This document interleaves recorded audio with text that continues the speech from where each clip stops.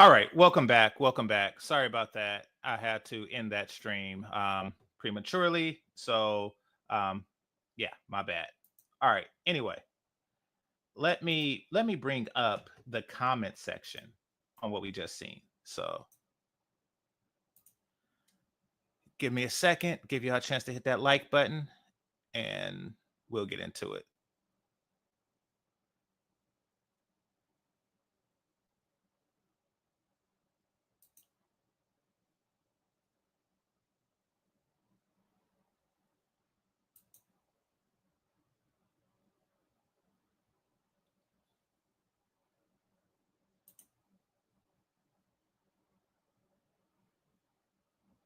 Wait a minute. Why is it?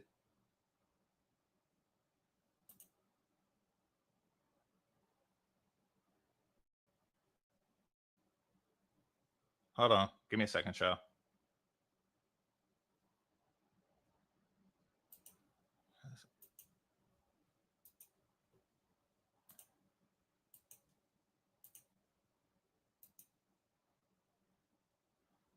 Okay, there we go.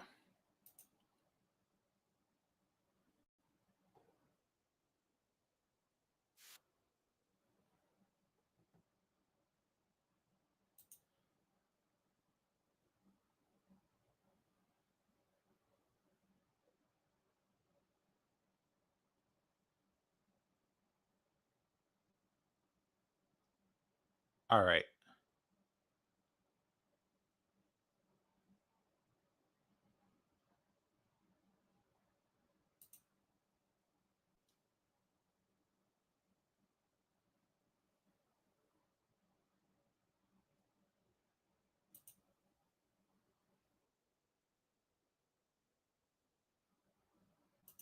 Okay, let's look at some of the divestor comments.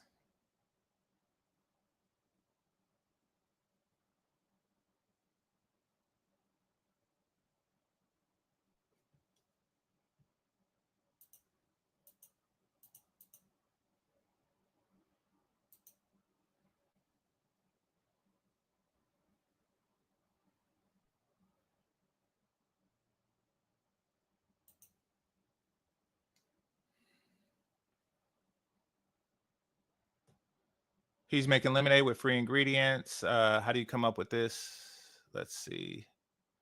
Let's see our response. This is all based on true story. It's a Dusty documentary. Yeah, that's not a true story. I have affordable hair care. Okay. So, well, she not black.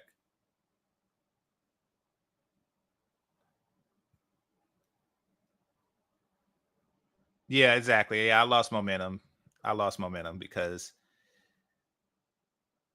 it was that's unfortunate. I was Jasmine when $1 Million Baby came on. Let's see. That headstone. Never stopped doing these. Let's see what she responded to that. I try as long as you guys keep giving me enough. I keep going. Okay. Let's see. She got her Brad literally. The funeral. I'm crying. I was waiting for the Trump hat. Okay. All right. So pretty basic comments. Now she says that she's not political. We're gonna dig into that a little bit. Yeah, it happens. You was listening to the last stream and got cut off. Yeah, sorry about that. Hit the like button on this stream.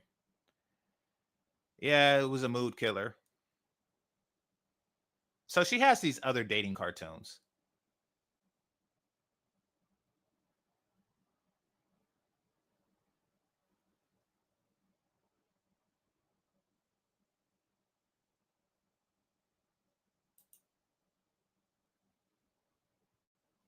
But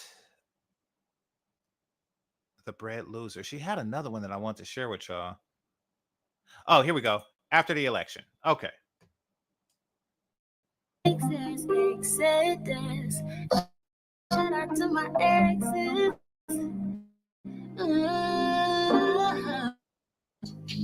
Magnified going crazy. Show off your skin, that shit is popping, girl. Body on 10, damn, you got it, girl. You got a boss up. Overwhelmingly won the popular vote as well. Despite explicitly expressing his support of overturning Roe versus Wade so that women's reproductive rights were taken away, despite vowing to utilize the National Guard in order to initiate a mass deportation of immigrants, and despite promising federal immunity to police officers, according to NBC's vote, 55% of Latino men's votes and 21% of Black men's vote. But because Black women always wear the blood-stained banner and attempt to save everyone else, oftentimes at the expense of our own security, safety, and well-being, we put on the cape this election to save the world once again, and 92% of us voted in favor of Madam Vice President Kamala Harris. This did not work because apparently no one else got the memo, and we happen to be the only ones collectively who landed on the right side of history. History's not going to remember her because she lost. But we see that she's one of these people that is really salty about the election results, and she decided to take that to her cartoon. So this whole, oh, I don't get into politics, blah, blah, blah, blah, blah, blah, is cap. Because here she is in her video, really salty about the election results. Just saying. So most Black women have been devastated by this news. In fact, I've tapped into my inner circle of Black women, both on and offline. Several of you are hyperventilating, having emotional breakdowns, mental meltdowns, and are crashing out. To this, I say to you, fuck it. Stop doing it. Opt out. Stand down. Bow out. Stop trying to single-handedly carry the world on your shoulders. Next time, let it burn. To help you navigate this, I introduced the 4C movement. The 4C movement oh, crap. Let's see where this is going. Represents a bold, empowering response to the historical and ongoing mistreatment, abuse, and exploitation that Black women have faced in America. Rooted in self-love and empowerment, this movement advocates for reclaiming agency and redefining narratives to uplift and protect the well-being of Black women across the nation.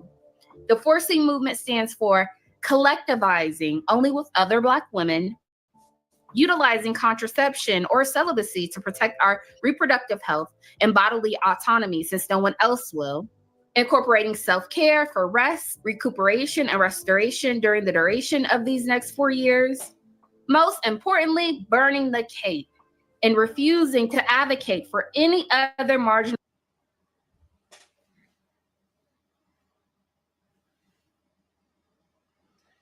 You know what's amazing? You know what really is amazing? I was just thinking about this. The whole, I'm going to, in my 20s, not do anything. I'm going to spend my 20s focused on me. And then in my 30s, when things don't happen as quickly as they should be, as I would like for it to happen, then I'm going to burn the cape. Y'all see this? It's like I'm going to give my prime years to corporate America. And because Black men are not accepting what's left over, my lesser self, because they are not embracing it the way that I want, let's burn the cape. That's what the Divestors mantra is. Just saying. Group, and instead allowing them to fend for themselves like they have consistently forced Black women to do over the years. Why is it called 4C? Well, 4C is not only utilized to categorize Black women's kiki and coily hair texture, but this phrase was inspired by the 4B movement in South Korea, which is a popular feminist initiative created in response to persistent misogyny, gender violence, inequality, and social pressures South Korean women have historically faced. It stands for Bihan, Bachulsan, BNA, and Biseksu, which translates into no marriage, no child. No, Korean women are not, actually doing this. And white American women aren't actually doing this.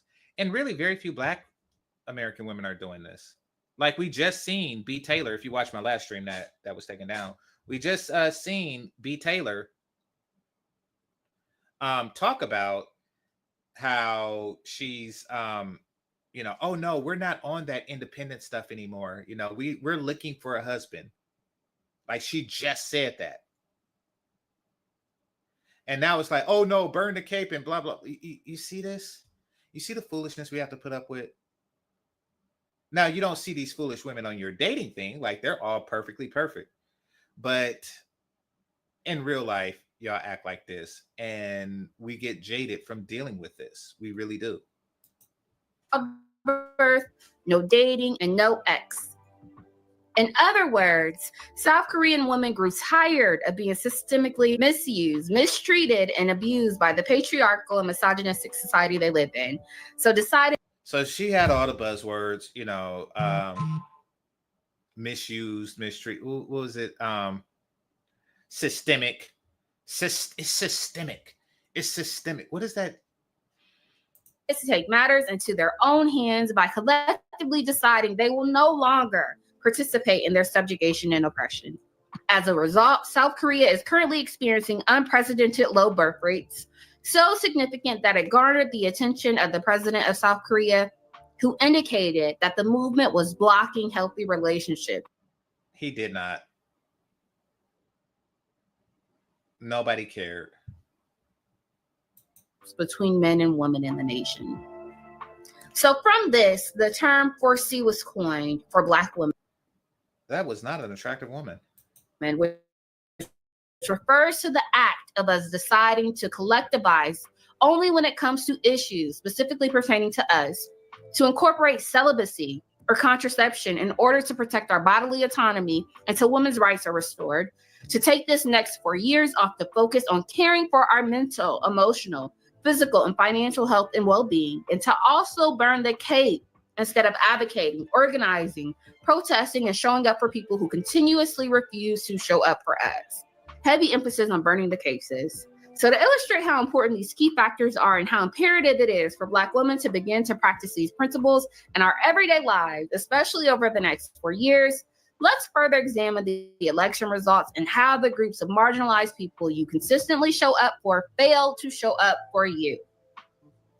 So let's talk about immigrants first, and how although Trump has stated over and over again he intends to commence mass deportations of millions of immigrants, a project that could be marked by widespread workplace raids and the involvement of the U.S. military, all while putting federal resources into the border wall at the U.S.-Mexico border, 55% of Latino men voted for him. Let's look at why. Well, if they can vote, then they're here legally.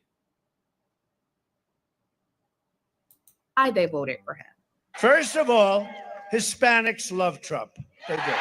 Donald Trump didn't just rely on the vote that got him into the White House the first time. He expanded it, and a big push came from Latino men. NBC News exit polls show 55% of Latino men backed Trump nationwide. In 2020, it was just 36%. There are some striking examples, like Starr County, Texas, the most Hispanic county in the country. Trump won there by nearly 16 points. It had gone Democratic every election since 1892. In Pennsylvania, Latinos helped deliver the critical battleground state in multiple counties. What the economy was versus the last 4 years, they say it's a night and day difference for them. So the values of the Hispanic population, they're more similar to what the values are of the Republican Party. The mandate from Latino voters is clear. Focus on the economy, focus on bringing down prices, focus on inflation. And with a growing population. Dang, they fat. All right, so we get the gist of it. We get the gist of why she's not a unpolitical person. And every time she goes out or sees a Black man, she automatically just, in her imagination, puts a MAGA cap on top of his head. Hold on, let me go to Chrissy now, because she had something to say and I have a response. And since this is a new video, I can do that. So let me just go into the history and where's she at? Where's she at? All right, here we go. The real reason why people don't believe the trophy wife. I actually haven't seen this take on it, so I'll be watching it fresh with y'all. But I know how Chrissy thinks. She's an advocate for hypergamy, so she's probably going to, she may even say that she don't believe the story, but she's going to, still protect the concept of hypergamy. Trigger warning, I will be talking about SA in this video. So if you're sensitive to that kind of subject matter, you might want to click off now. But for those who didn't see my last video, the new trophy wife, or ISIS, is a hypergamy level up guru who recently went viral for exposing her husband for SAing their two daughters as well as herself. And since going viral, her husband has been revealed. And now a woman who is claiming to be his niece has made several videos on TikTok claiming that ISIS is lying. And she said it was really ISIS's oldest son that has been touching her daughters as well as her other children. And she also said that ISIS has a C abuse charge herself. In other words, she was basically saying that ISIS is harming her children. So after this happened, ISIS went live to defend her son. She claims that she has never seen this woman claiming to be her husband's niece in her life. She also showed a document with the court case number to prove that she was not lying. So I did look up the case number that ISIS showed in the video. And, before looking like everyone else, I just assumed that ISIS pressed charges on her husband. But come to find out, no charges were filed. He never got arrested, and the case was closed because they could not prove that he did what she accused him of. And that is what the niece kept reiterating, that he would be in jail if there was proof that he did, in fact, do that to his children. And I see people running with the no proof narrative, but that still doesn't mean he didn't do it. Of course. Okay. So she's leaving it. I didn't expect this, actually. Hit the like button. I didn't expect this. I didn't expect that she would still try to create a scenario where where both things are true. Like, she's a liar, but it still doesn't prove he didn't do it. Well, you're not going to, prove a negative. Let's start there. You're not going to prove a negative. You're not going to prove something didn't happen. And she can't prove that it did, probably because ... Y'all see where this is going. We know that women can and do lie on men about this kind of stuff, but there are also a lot of SA cases that happen where there's no solid proof. And it's so interesting because any other time, the white man system can't be trusted. But in this case, we can't question that system, and we have to go along with what they say. And you better believe that if this man was white, there would be zero debate. Black people would still believe that he did it. So it's not lost. Why would you say that? Why would you say that Black people would believe that a white dude did this to his kids? I don't get that. Do you think that we have some type of bias against white people when crimes are committed?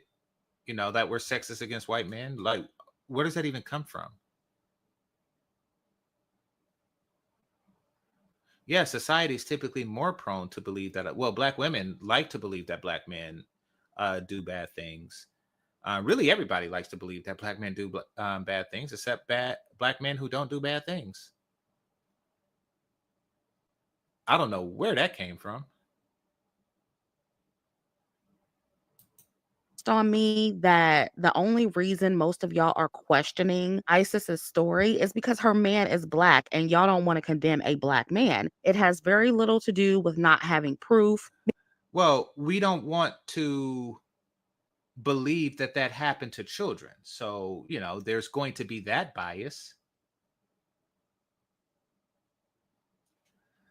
Well, you obviously do want to believe this. Okay, I see where this is going. So you have no evidence, but you just really want to believe this. I really want to believe this. Like, we have evidence that she doesn't tell the truth and that she didn't pursue criminal charges against such a heinous act, but yeah. He still might have done it. Okay. Because there's also no proof that the woman claiming to be the niece of ISIS's husband is actually his niece. But y'all automatically believe her because she said she was. And for all we know, the husband could be feeding her this information to tell to the public. And we know how quick Black women are to cape for degenerate Black men, Okay, we see especially where this when is it's going. their Black male family members. So I am sorry. I am not going to believe her just because she's a Black woman. At this point, we really don't. Right. Are you going to believe the other woman because she's a Black woman also? And she's one of those light-skinned women that you dislike so much. But you're going to believe her. Know who's telling the truth. But one thing that is consistent with both stories is that those little girls are or were being touched. And I noticed that the niece said that Isis's little girl, she first said her brother touched her. And she kind of just left it there. So, what I took from that wording, her saying that the daughter first accused the brother, is that the daughter likely named both her father and the brother when asked who was touching her. So I am inclined to believe that it could have been both of them doing it. And she mentioned that Wow, you just stretched that one. You just stretched that one. Like, okay, well, yeah, let's get a Black man and a Black boy wrapped up in it. Like they just went on a diaper changing gangbang. This woman is sick. Sick in the head. That's the story you're going to go with. Yeah, exactly. Well, that is a reach, but what kind of sick crap are you reaching for? Because that's what happens. Like, you just get together and you have a father-son moment with your stepson. Like, hey, son, you're 10 years old now, and it's time that we do some father-son activities together. Well, Dad, what do you have in mind? Fishing? Video games? A baseball game? A basketball game? Can we go see wrestling? Harlem Globetrotters? Disney on Ice? No, son. We're going to gang bang your 4-year-old sister. Because that is what goes on in Chrissy's brain. This is how divestors think. This is the mind of a divestor.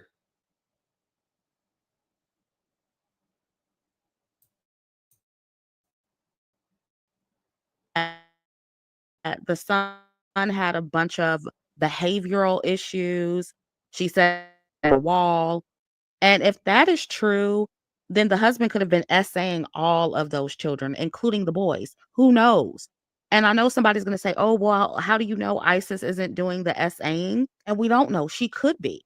But we see who originally reported it. And if the husband was as furious as the niece said he was about those little girls being touched, why didn't he file essay charges? And also, if he's innocent, why hasn't he tried to sue ISIS for defamation and slander? It seems like if he was trying to defend himself and clear his name, his niece would have mentioned that. And I looked up all of the CAD and I found some DV cases that were dismissed, but I didn't find any C abuse charges against ISIS. Oh, wait a minute. So this is just okay. Okay. She's glossing over this. It's basically like, yeah, there were some DV cases that were dismissed. Like, well, on who? On who? So you did some fact checking and you found out that what the cousin was or what the niece was saying is true, that ISIS has some DV cases, but you just glossed over it. Like, listen to how she did this. This is real slick.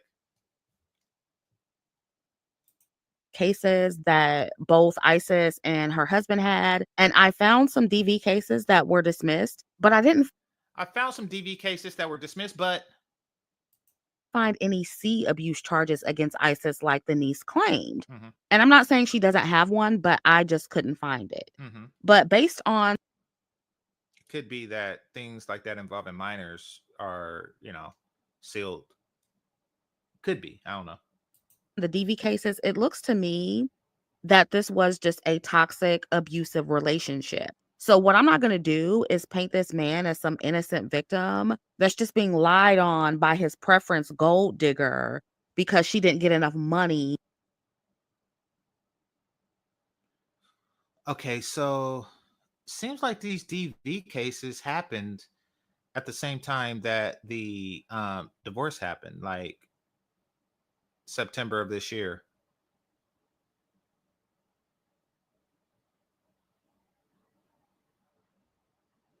And then again in November 11th.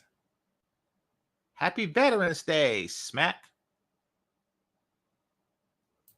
In the relationship, because that's the narrative that people are running with now. And I feel like the only reason a lot of people are running with that is because he's black. Because again, if he were white, he would not be given the benefit of the doubt. And ladies, when you are listening to Okay, so let's ask Jonathan Majors how much of a benefit of the doubt black men get. Because we get all the benefits of the doubt, right? Let's ask Cain the Conqueror, like, how much of a benefit of the doubt do black men get? Let's start there. Like,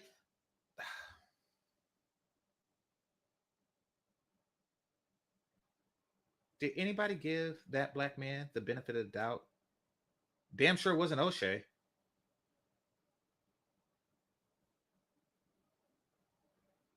We're just given, like Emmett Till, he was given the benefit of the doubt. Like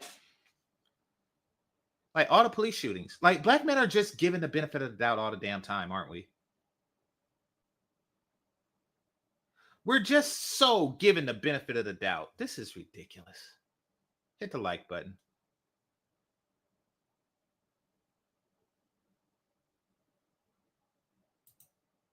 some of the people report on this, keep in mind that a lot of these people are compromised. Obviously, the black men are going to defend other black men, right? And you also have black women who are compromised because they're with black men or because they may have.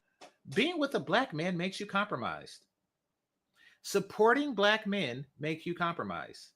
Believing black men are giving them the benefit of the doubt, which is really the definition of innocent until proven guilty, is compromised.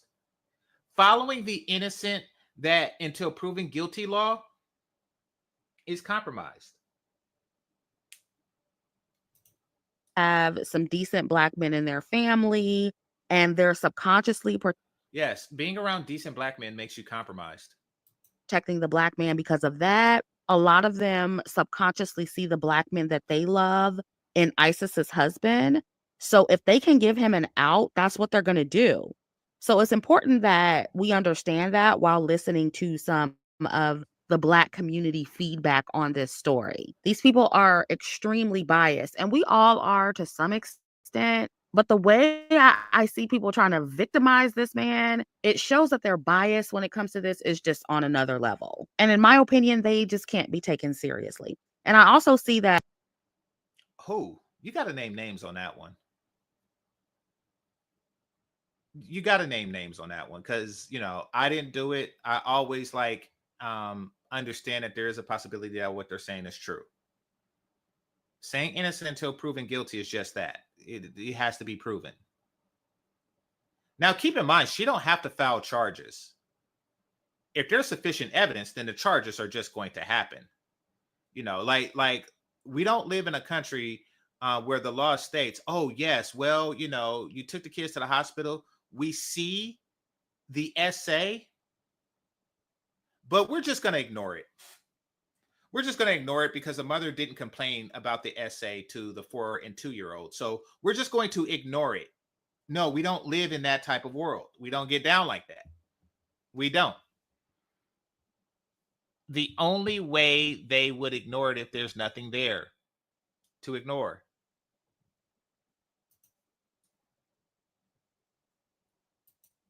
Some Black women are torn because on one hand, they want to protect ISIS because she's, the light-skinned mixed woman that they live vicariously through, but Oh, they crap. also want to protect the Black man too. So even though they started out empathizing with her, they're calling her out now. And so it's really interesting to see the gymnastics people are doing. But as of right now, it appears that the main victims in this story are those two little girls. And I am not about to infantilize this grown ass man who intentionally sought out a woman who was 20 years his junior to trick on. Even if she isn't being 100% honest, he should have chose better. Isn't that what they tell us? He should have chose better. And Okay. I'm going to translate dark skin. He should have chose better. He should have chose better means he should have chose darker. I repeat, he should have chose better. Translation, he should have chose darker. Once again, he should have chose better translates into he should have chose darker. Let's continue. Get it, got it, good. All right.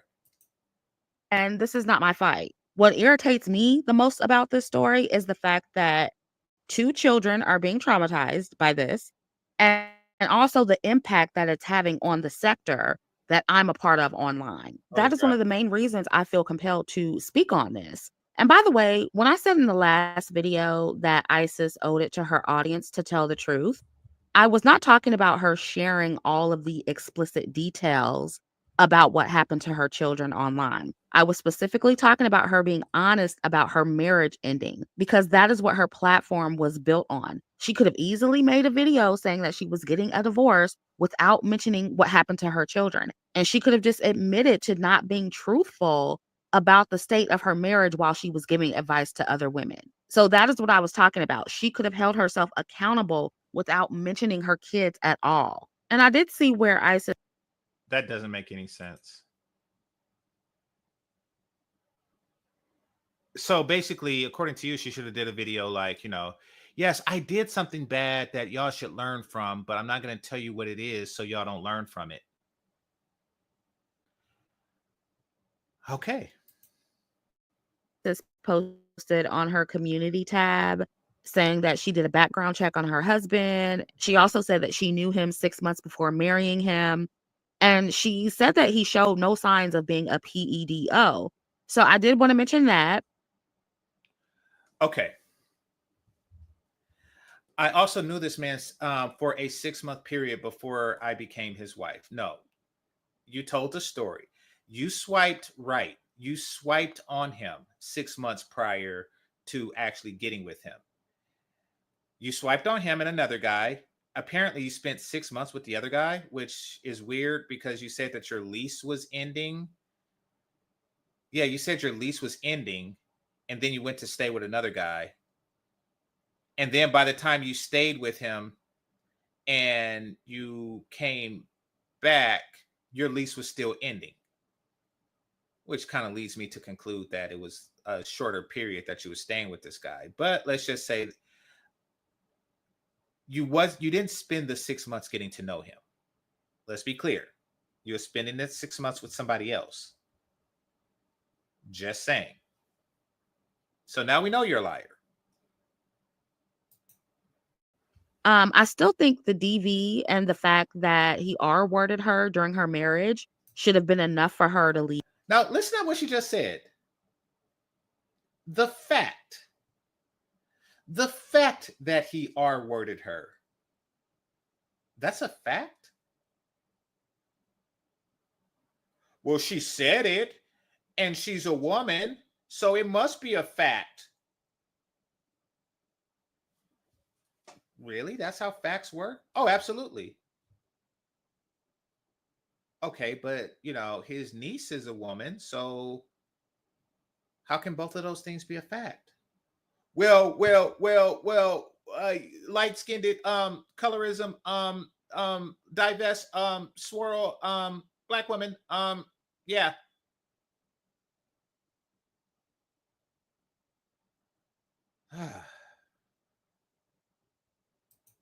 leave, but that is just me. I know it's not easy for some women to leave, but my point in saying that in the last video is to reiterate that the signs are usually there, ladies. Holy They just crap. are. And we What are the as women signs? have to stop ignoring them. And I also call Cap when she said that she didn't marry this man for money because her entire platform was based on being a hypergamous trophy wife. So while So you could call cap on that, but the R word 4 times isn't cap. That's not cap. How does that even work? How does that even work? Like 4 times within the first 3 months of marriage? Because it would mean that consent is going in and out. Like she's consenting one moment and she's not consenting the next moment. That's what that means. It means that out of the, I don't know, let's just say 50 times that they interacted within the first 3 months, 4 of those times was a no, but the other 46 times was a yes. That's what that means?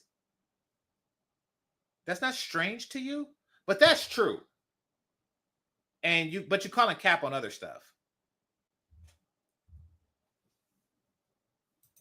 while she may have also married him because she thought they shared the same values, I also believe that his money was the primary reason she married him. And she also mentioned that what happened to her could happen to anyone. And I do agree with that part.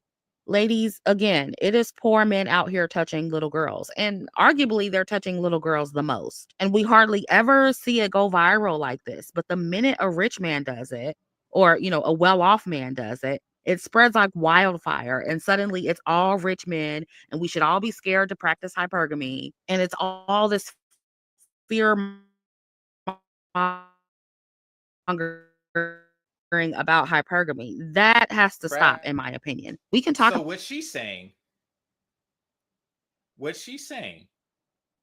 is don't let a little grape keep you away from them rich men.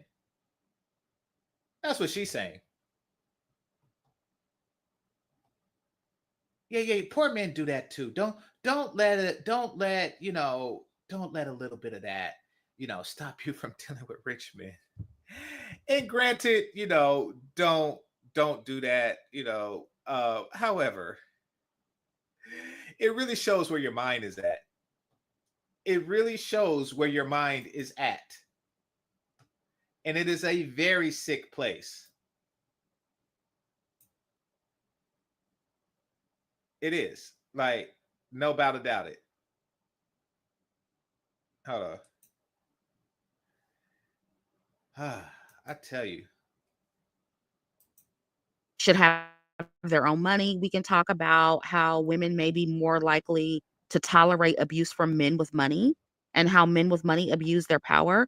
I am definitely open to those conversations. I always talk about that on my channel. But let's not act like many women aren't tolerating abuse from Dusties, because they are. And a lot of them are. And in ISIS's community post, I also picked up on a little bit of Shira shade towards the end of the paragraph, because a lot of people have been blaming Shira for this because ISIS did say that she was a student of Shira's. So Shira responded indirectly and she called ISIS a dumb pygmisha, and she told her and other desperate women not to claim her. And I noticed that Shira's following is doing damage control for her. They've been putting clips up on TikTok of Shira advising women not to do what ISIS did, things that she advised women not to do before this whole situation happened. And like I said, I don't think Shira should be blamed for this situation, nor should hypergamy be blamed. As many.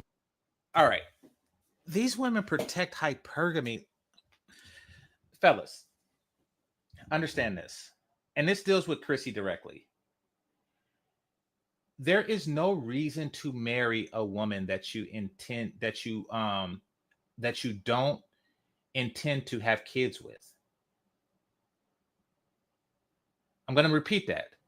There's no reason to marry a woman that you don't intend to have kids with. Just like there's no reason to buy a car that you don't intend to drive. There's no reason to marry Everything else, you get in a standard relationship. There's no need. Chrissy doesn't want any kids. So this whole hypergamy, blah, blah, blah, blah, blah, blah. I mean, like, the only reason a man should, and, really sign up for something like that is like, okay, we'll do this whole hypergamy thing. I got money. You want to be a housewife, but you will be a housewife and mother.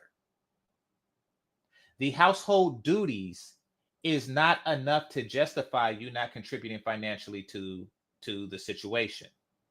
It's not enough to justify your lifestyle.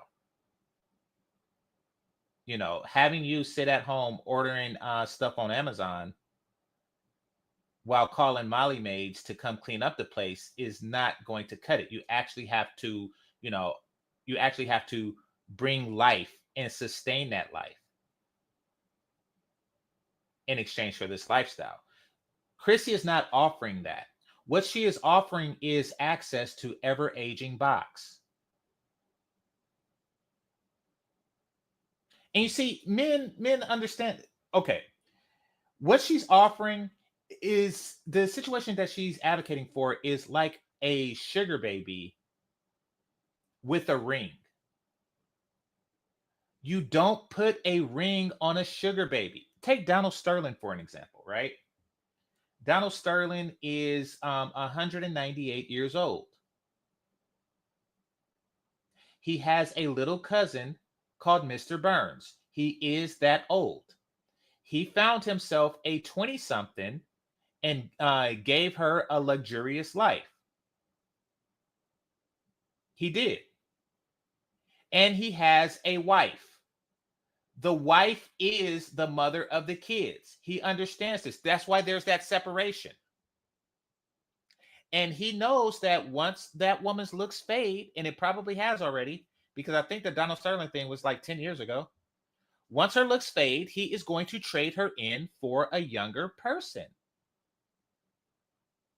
A younger model, which he already has. I mean, that's hypergamy. That's sugar baby relationships, but it's not marriage. So Chrissy is advocating that men marry sugar babies that don't produce children. Now, the man that married the trophy wife, at least he's like, listen, you could do your trophy wife, you could do your trophy wife thing on YouTube. You could show off your ring, you could show off your lifestyle, but you're gonna do that shit while pregnant. He made that clear. You are going to do that while pregnant. She spent 27 months of her life pregnant with his kids. He wasn't planned. He wasn't gonna marry her for a pretty face. It's like, listen, you are going to, up the prettiness of my genetic pool. That's what I'm paying for. Chrissy, you offer nothing. You offer nothing. Nobody wants your aged box. And if they do, they only want it for the next few years.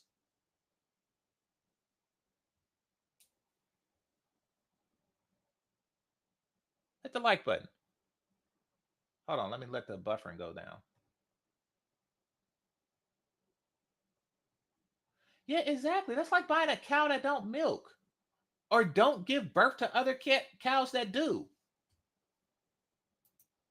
If you pointed out in my comment section, when Kevin Samuels was alive, he actually crap. told a woman not to believe their child if they claim to be abused by the husband because children lie. I did a whole live stream on it, so definitely make sure you check that out when you have time. But Isis said she learned from Kevin Samuels as well. So if Shira and the hypergamy sector are to blame, so is Kevin Samuels and the manosphere. But I don't see a lot of videos blaming them. And some of you thought I was blaming Shira in the last video, or you thought I was blaming the hypergamy sector or hypergamy itself for what happened to Isis and her children. But I was just warning y'all about how these hypergamy and femininity sound bites get misconstrued often. And this is why I left TikTok and why I barely do shorts now. Y'all know that is one of my main reasons for hating shorts. The nuance is not there. It's not possible in a 30-second clip. That super short content, it's cute, it's fun, but it's way too easy for people to misconstrue and misunderstand and also misuse to intentionally confuse women, especially if they're already looking to discredit us or sabotage our level up. And look, I can say this over and over again, and y'all still gonna do what you want to do at the end of the day. But because Okay, I'm gonna say this, and I'm gonna be plain. If they're listening to you, they're not leveling up. You are for low level women. You see, here's the thing: attractive gold digging women don't have to listen to anybody. They don't. They just do it. Now, attractive gold digging women who want people to listen to them. See, she wasn't listening to Shira 7 to learn how to gold dig. She was listening to Shira 7 to learn how to be a gold digging content creator. She was listening to Shira 7 to learn how to make content on this particular subject matter. Because let's face it, Shira 7 is old and she looks like she got rubber bands underneath her face.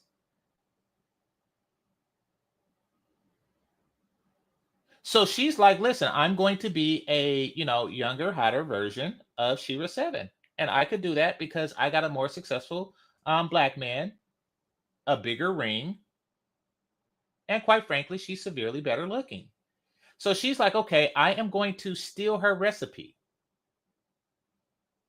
That's all that was about.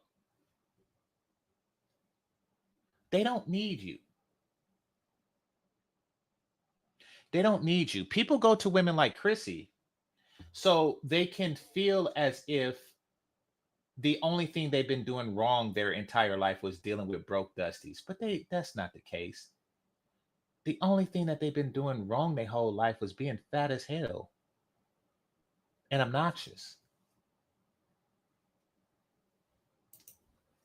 because I have been an advocate of hypergamy and femininity for Black women specifically, I do feel it's my Monetize femininity. responsibility to come on here if I see the content is being bastardized or watered down or headed in a bad direction, or if I think it can be executed more strategically. That is just what I'm going to do. Now, it's not our fault if someone only takes part of our message and applies it incorrectly, but we also have a responsibility to control how people use our content the best that we can.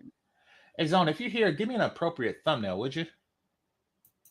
If you notice, I don't allow people to chop up my content and spread it around. I will quickly flag people down if they do that shit. Oh, well, there you Why? go. Because I know it's easier to take my shit out of context. Now, doing that may stop me from going viral, but I would rather my message be comprehended properly by a smaller amount of people rather than taken out of context by millions of people. And I did see a couple of slick content creators still try to do that after my last video, trying to reach and blame my content for this, which I knew they would, which is why I did the last video. But look, if you're going to accuse me of changing my hypergamy talking points, even though they've always been the same, you're going to have to bring the receipts to prove otherwise.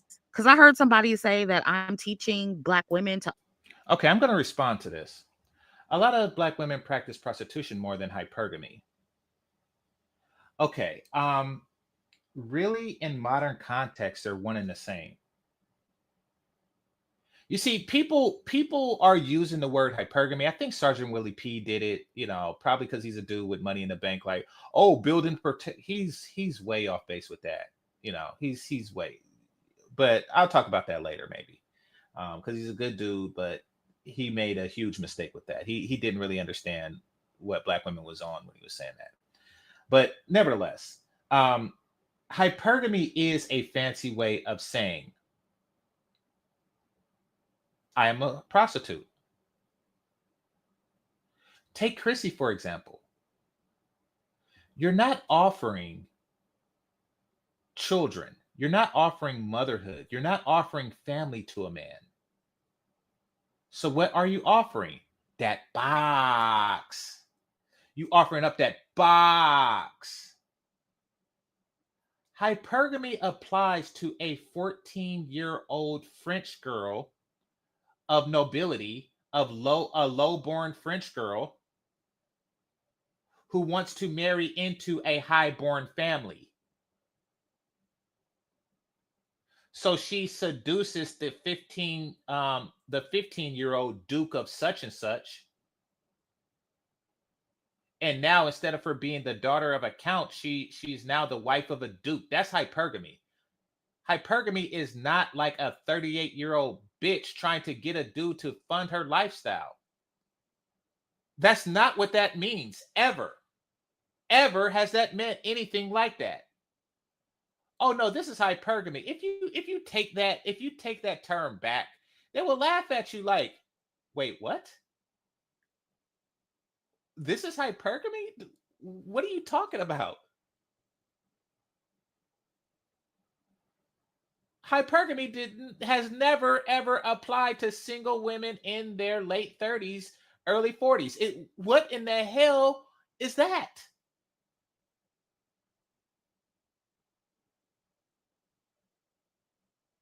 No aristocracy and no caste system means no hypergamy. So no, it is prostitution, Prime VA. It's a package deal prostitution, is what it is. And which is perfectly fine. If guys, if you want to participate in a package deal prostitution, then by all means. I mean, that's a sound deal. But you put a ring on it, it's a whole different deal, because, and this is what the trophy wife's husband is finding out now, is that you can't pay for marriage because they can take the money and leave.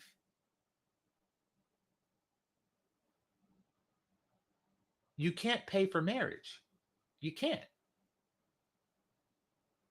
Now, if we lived in a country where, the law was like, oh no, you signed a contract, sickness and health, rich or poor, you must honor that contract.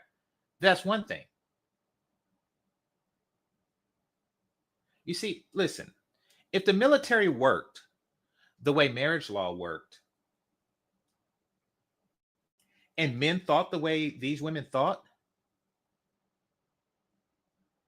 a soldier in the military can quit once a war happens. It's like, yes, I know. You promised me the Montgomery GI Bill. You made good on all your promises. You fed me, you sheltered me, you gave me money, you taught me skills, promise of early retirement. I signed on a dotted line, and you did your part of the bargain. I wish D Squared was here because I got a Game of Thrones reference for her. But you signed your part of the bargain. You kept your part of the bargain. But now that there's a war, I changed my mind. I want out, and I still want you to pay me when I leave. That's not how that works.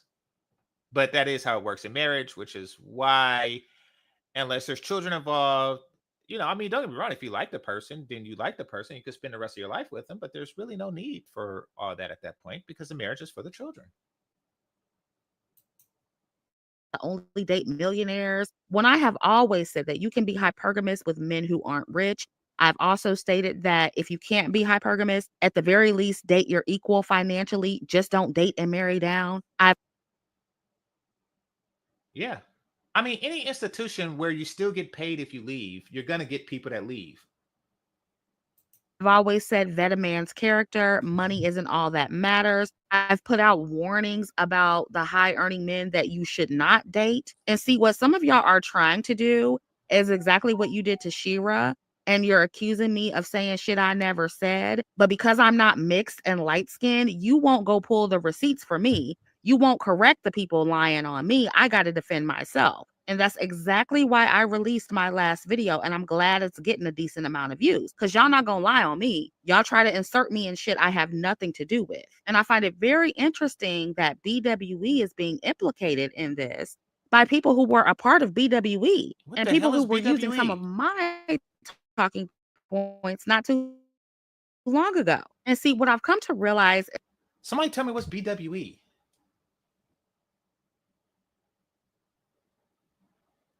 Hold on, I got a super chat. Oh no, I got a Cash App. I mean, appreciate you. Appreciate you. All right, I won't say the last name, so shout yourself out. If you're in the chat room, but dang, it starts with it. Kanam. Kanam, I appreciate you, brother. Thanks a lot.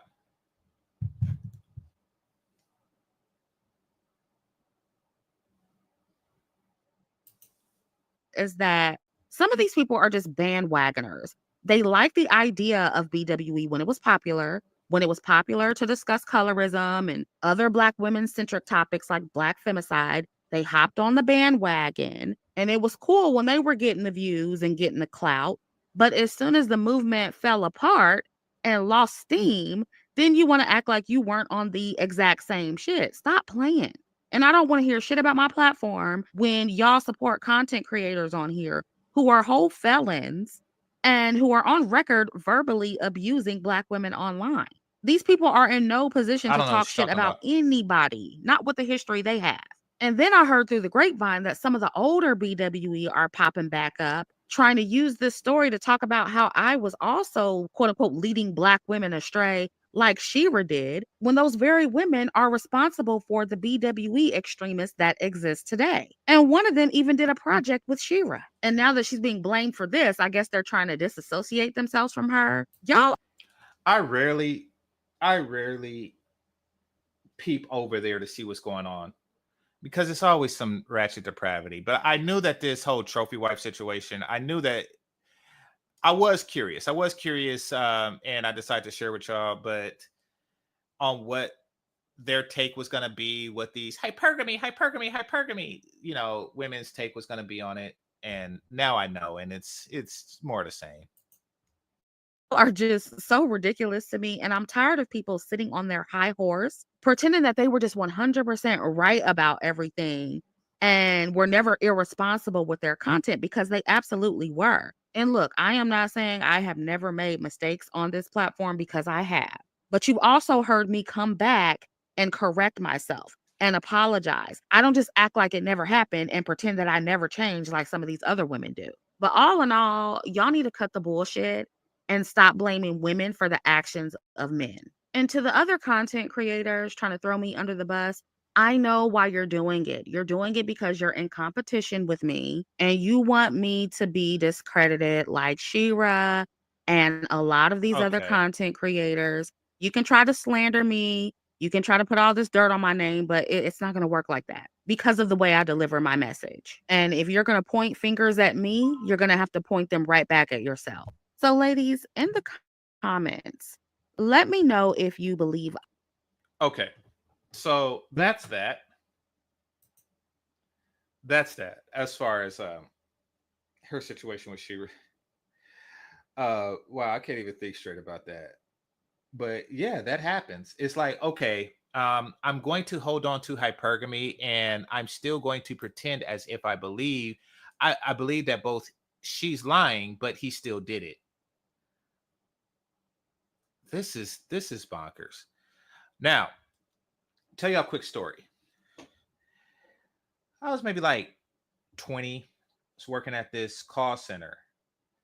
And this was back in the day before they had where they recorded every call, and at the end of the call they asked you to do a survey. This was way before then.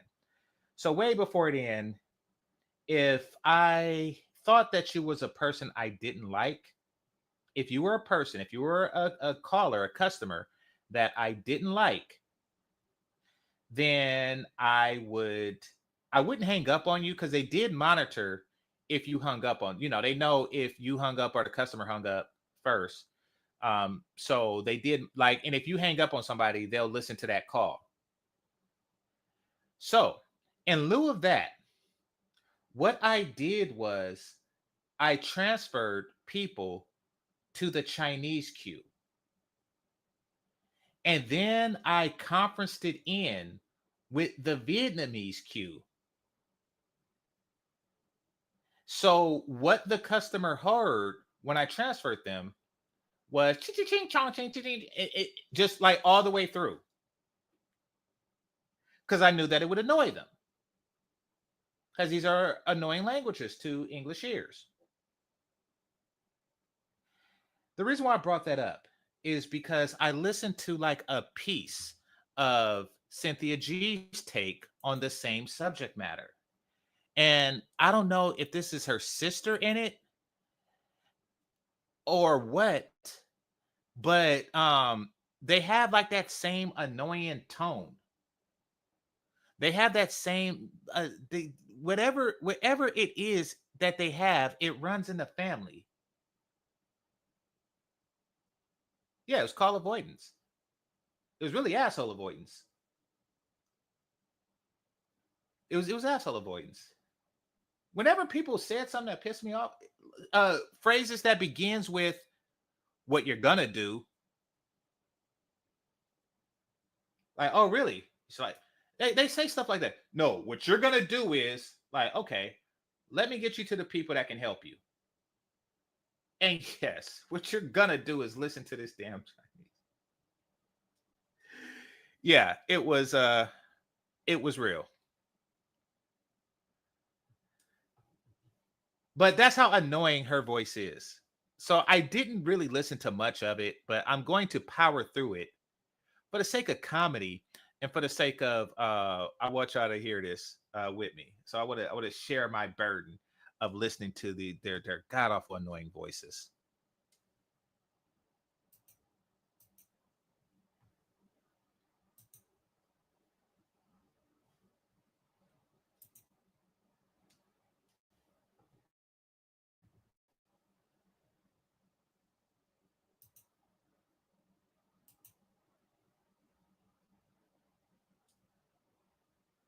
Hit that like button, people.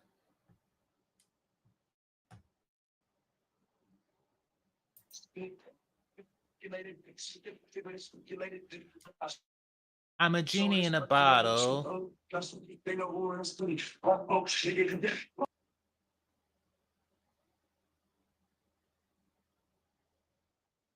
you, you're gonna have to, you should just leave. You really should. I'm telling people now, if you don't want the truth, just, you might want to exit now because we're telling the truth. We're telling the truth about the statistical reality of Black men. And we're also going to tell the truth about the statistical reality of Black marriages. If you don't want to hear the truth, just leave now. I would prefer you do that than get triggered in the comment section and then have to get cussed out and blocked. I don't want to cuss nobody out. I really don't. Yes, this is Ella. Y'all can welcome Ella to the discussion. You said I need mods. Yeah, I do need some mods. Let me get some mods, because at the end of the day, the reason why I don't have a lot of mods is because I'm not really on here. So let me mod up Jules.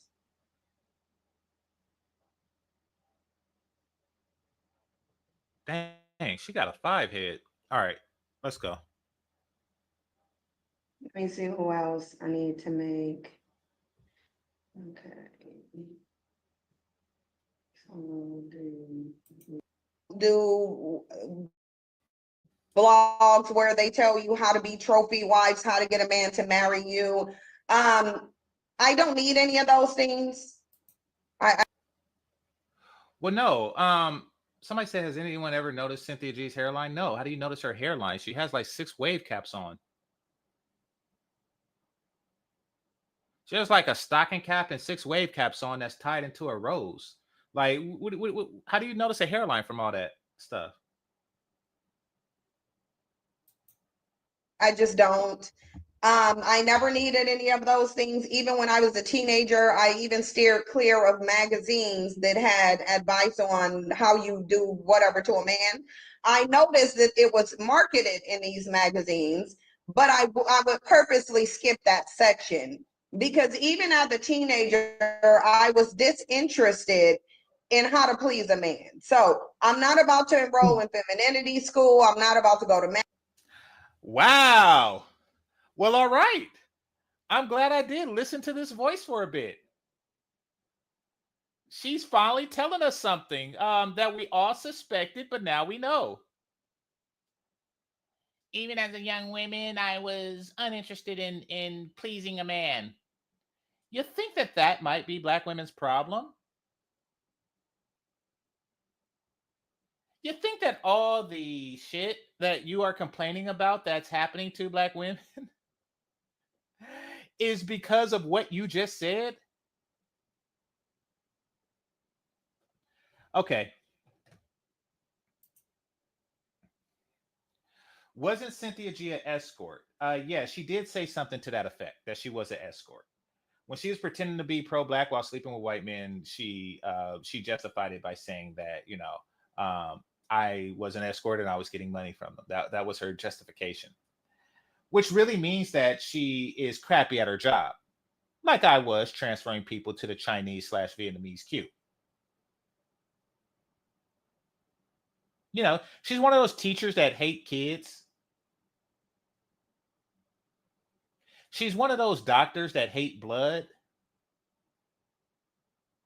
Which means, like, yes, I'm going to get the money. I'm going to get as much money as I can from it, but I'm going to be real crappy at it.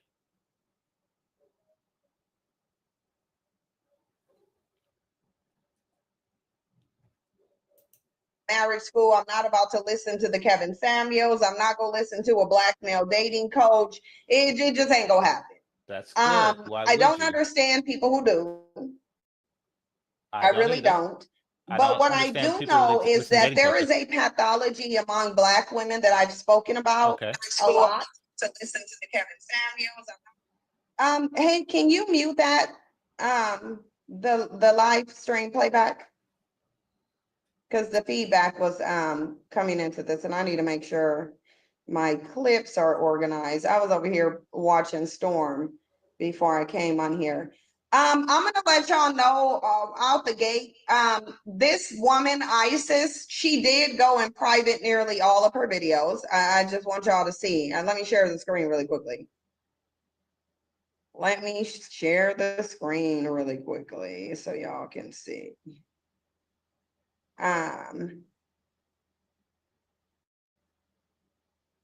So if you look here at her page, give me 1 second.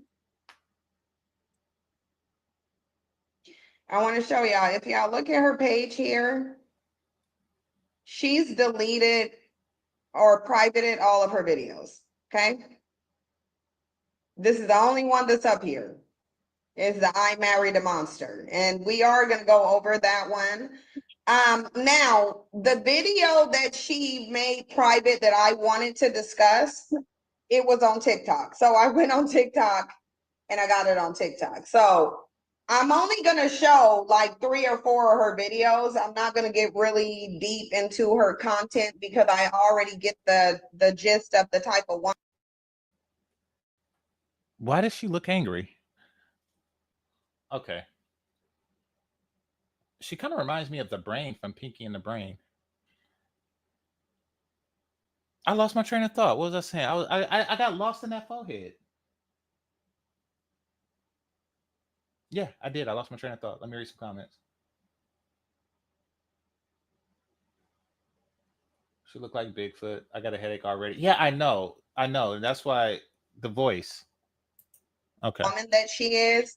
But I want to show you guys because I want you to see what I mean when I say there is a certain pathology to marriage obsessed women that results in certain outcomes. Now, let me say this already before we get started.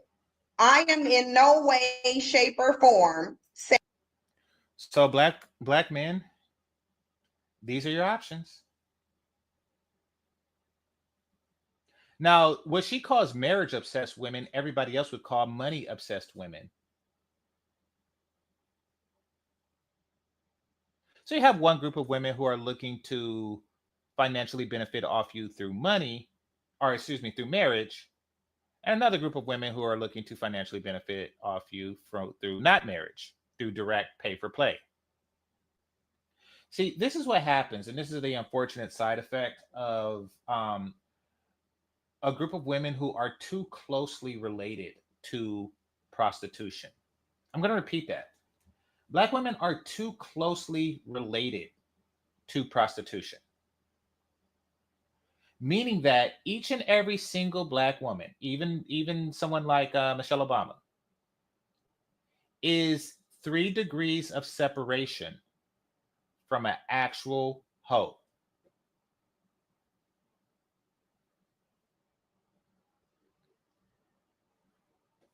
The person who does her hair does a hoe's hair. There you go. That's 2 degrees of separation. Or the person that does her hair does the hair of somebody who knows a hoe. There you go. 3 degrees of separation. At most, there are 3 degrees of separation from an actual hoe. Now, what does that mean? It means that the influence of wholeness goes into non-hoes. And whatever moral justification that hoes have for hoeing, and there's a lot, gets internalized by women like this. For example, I was taking my girl at the time and her friend to let's just say north. Yeah, that's the best way to put it. We were driving north to meet some other friends of mine, right? And her friend was telling the story how, and I don't know if it was Jagged Edge or 112, but it was one of those bands. It was either Jagged Edge or 112. She was telling the story how she was at a concert and she got in touch with those guys and they wanted to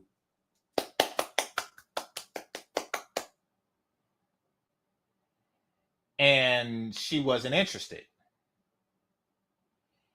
To what and he responded, I don't know which group and I don't know which member, responded with, man, you let these young broke dudes hit it. You let these young broke dudes hit it for free. You might as well. And she claims that she didn't, but she was explaining the logic to me. Like, I didn't do it, but he is making sense.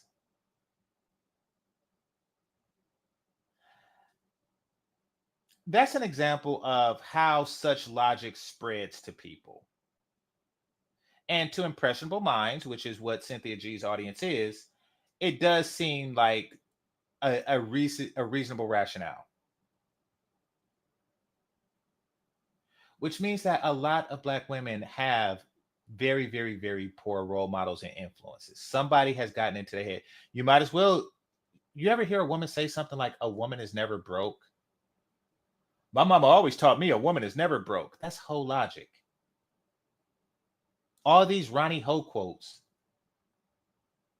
gets into their psyche and they grow up to be hoe adjacent.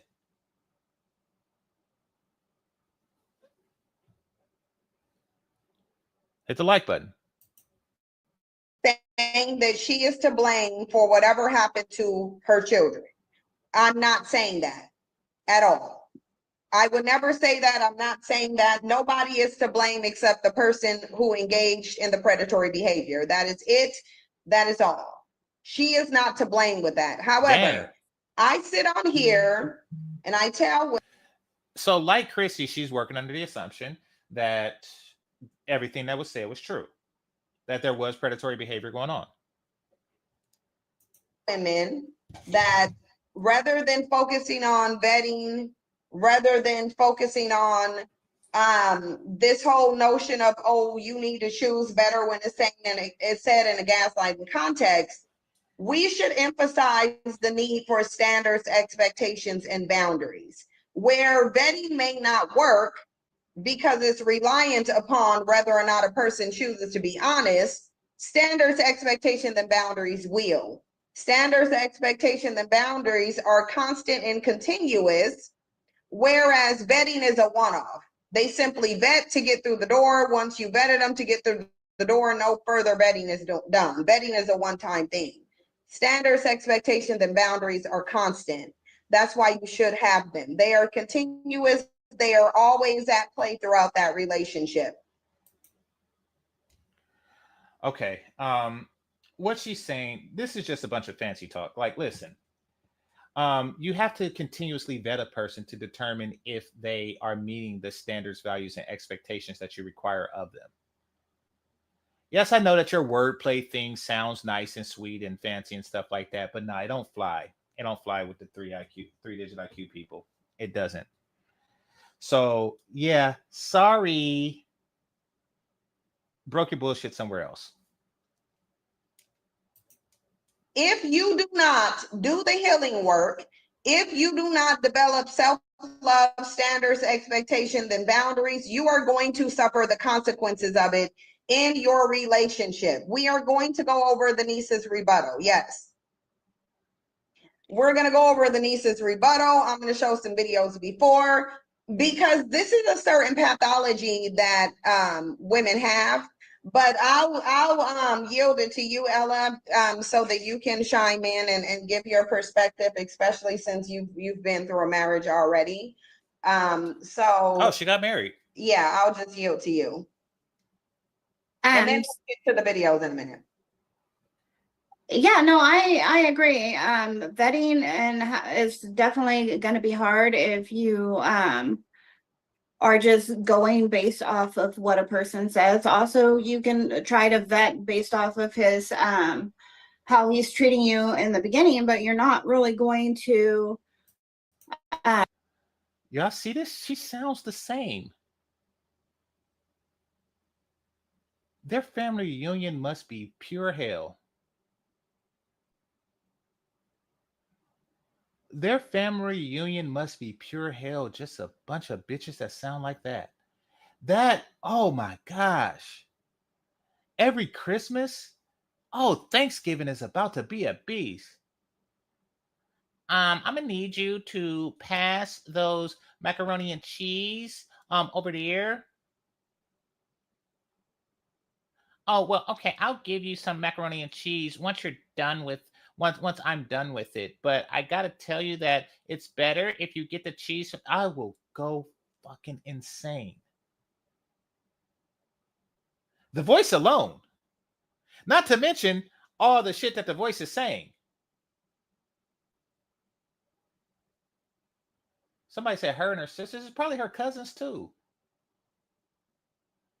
Her whole damn family got the same, like, deviated septum or whatever the fuck make them sound like that. Be able to know the kind of guy that you have until it's been a while, because after a while it's going to be hard for him to keep pretending. He's going to, obviously in the beginning, you're going to tell him everything that you want in a man, and he's going to fit that mold. He's going to pretend to be that person in order to get you. However, that cannot be made. You're a complete idiot.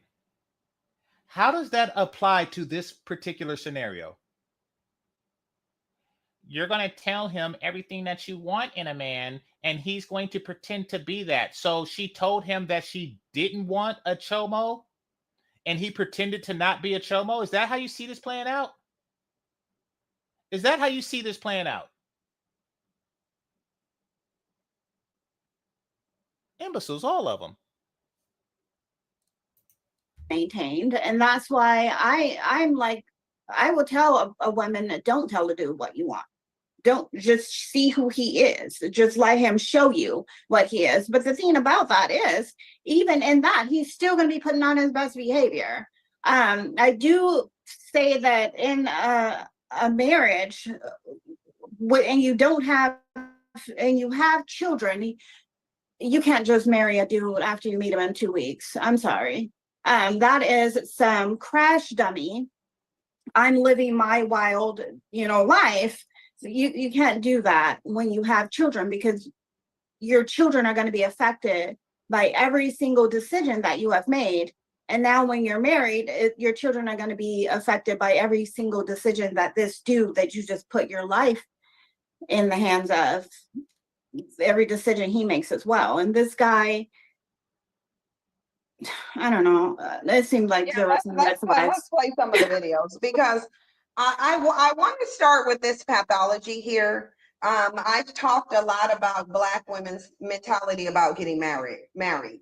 And what I've noticed, especially from being on social media and listening to Black women talk about marriage, it seems like the majority of Black women who talk about marriage, they are more concerned with getting married than who they are married to. Right. That's bullshit. Every time they talk about marriage, they talk about who they gonna marry. Yes, he has to have. They give detailed, retarded descriptions of who they want to marry. That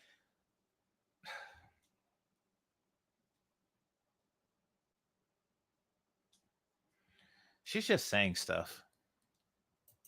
They are getting married to. And that's what it seems like this woman's issue is. She was looking for a man to turn her into a kept woman. She was searching around for a man, a Black man specifically, to marry her. We don't know if she was looking for a Black man specifically, but if she's looking for a man to make her a kept woman, then it was about who she marries. You just said that Black women are concerned that they get married, not who they marry, but she wanted to marry a particular type of person.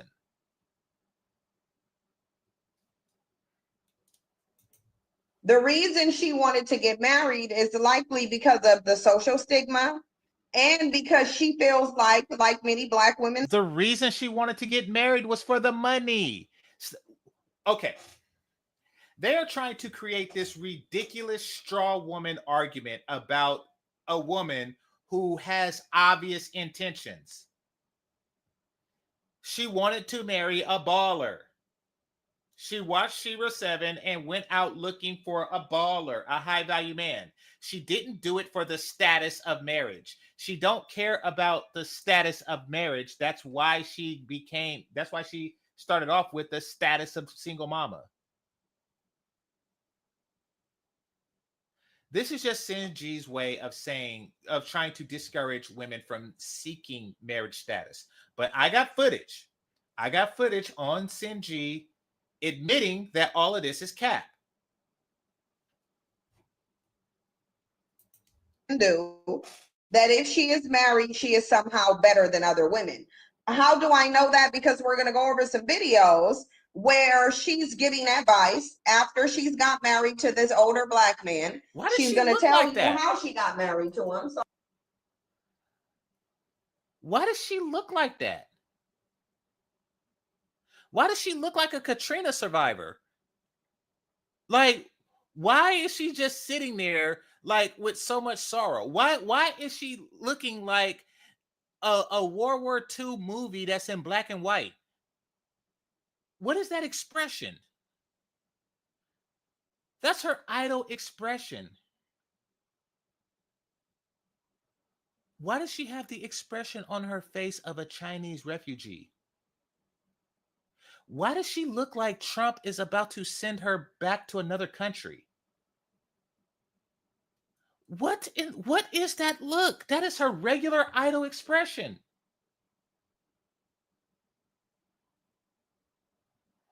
It looks like you just play the background music of sorrow. And then, the narrator is just like telling a horrific story.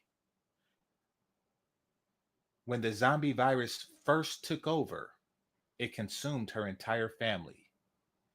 It went to the nasally members of the family first because they have quicker brains to get to. And she is the only survivor.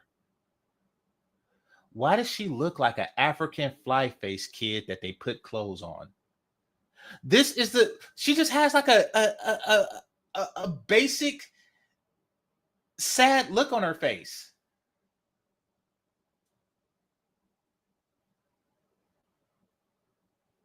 Why does she look like a crying Indian? This is just, dang. I just paused it. I didn't plan this. I paused it at 18 minutes and 27 seconds, and that's what the fuck she looked like. Yeah, she got a resting depressed face. Exactly, Dane. See, that is the best way to put it. I was trying to figure out like what's the best way to describe that face. She has a resting depressed face. What's his name? Oliver Twist. Who's that kid that said, "Please, sir, can I have some more?" More? She looked like she just was forced to kiss Shownuff's Converse. What the hell is that look on her face?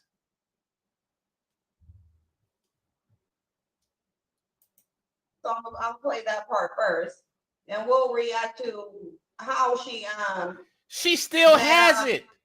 why she got married to him.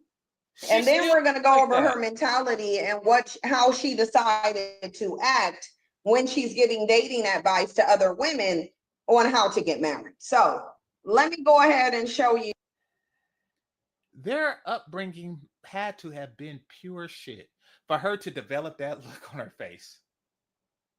For her to for that to be her idle expression, their upbringing had to have been pure shit. It had to have been like a Japanese internment camp for annoying black bitches. Like that's how she had to have grown up.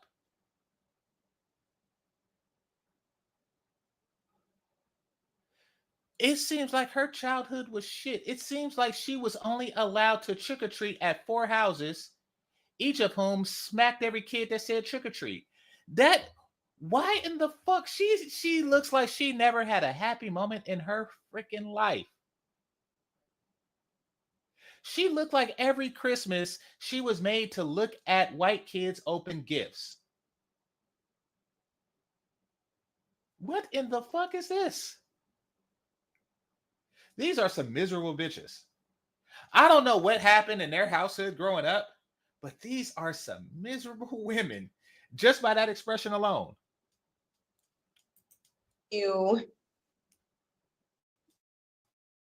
The video on how she said she met him. Her on her high horse. Yeah. Hold on for 1 second, because I think I'm gonna have to go get. Oh, and by the way, I don't know if she's still here, but at least she was here because I was talking about this to Chantel long time ago. But happy wife, happy life don't mean the way people interpret it now. The way people interpret it now is that it's your job to make a woman happy. Happy wife, happy life means don't marry a bitch that looks like that. Because if you do, whatever is going on in her soul is going to ruin your life. That's what that means. Do not marry a woman who is like as a default unhappy. That's what that actually means. Happy wife, happy life means. Hold on. Let me go back to the look.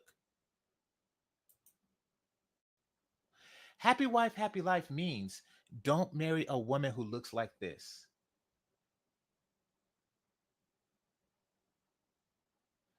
Don't marry a woman with that expression on her face as a standard.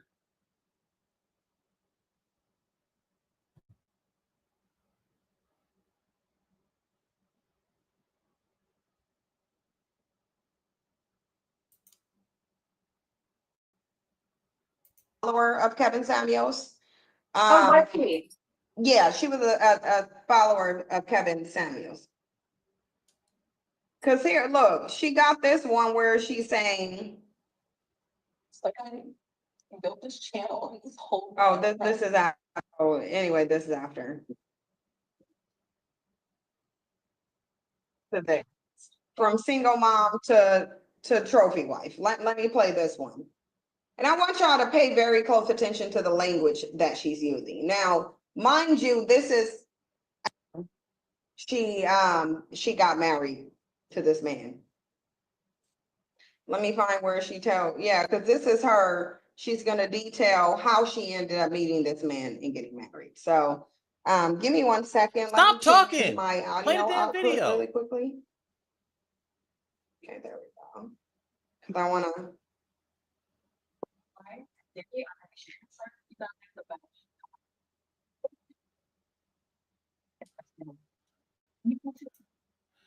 I'm gonna contact Robert Perkins. I bet you her sex noises is as annoying as her regular noises. I bet you her sex. I bet you her sex noises be like, oh, give it to me, baby, give it to me, baby, ow, ow. She is an annoying human being if I ever met one.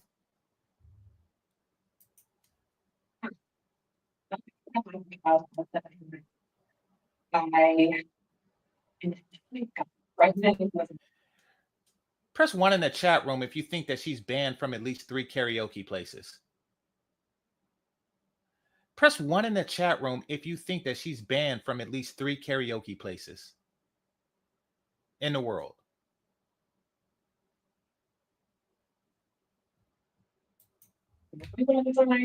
And basically, years later, It's no sound. That's not me. That's her.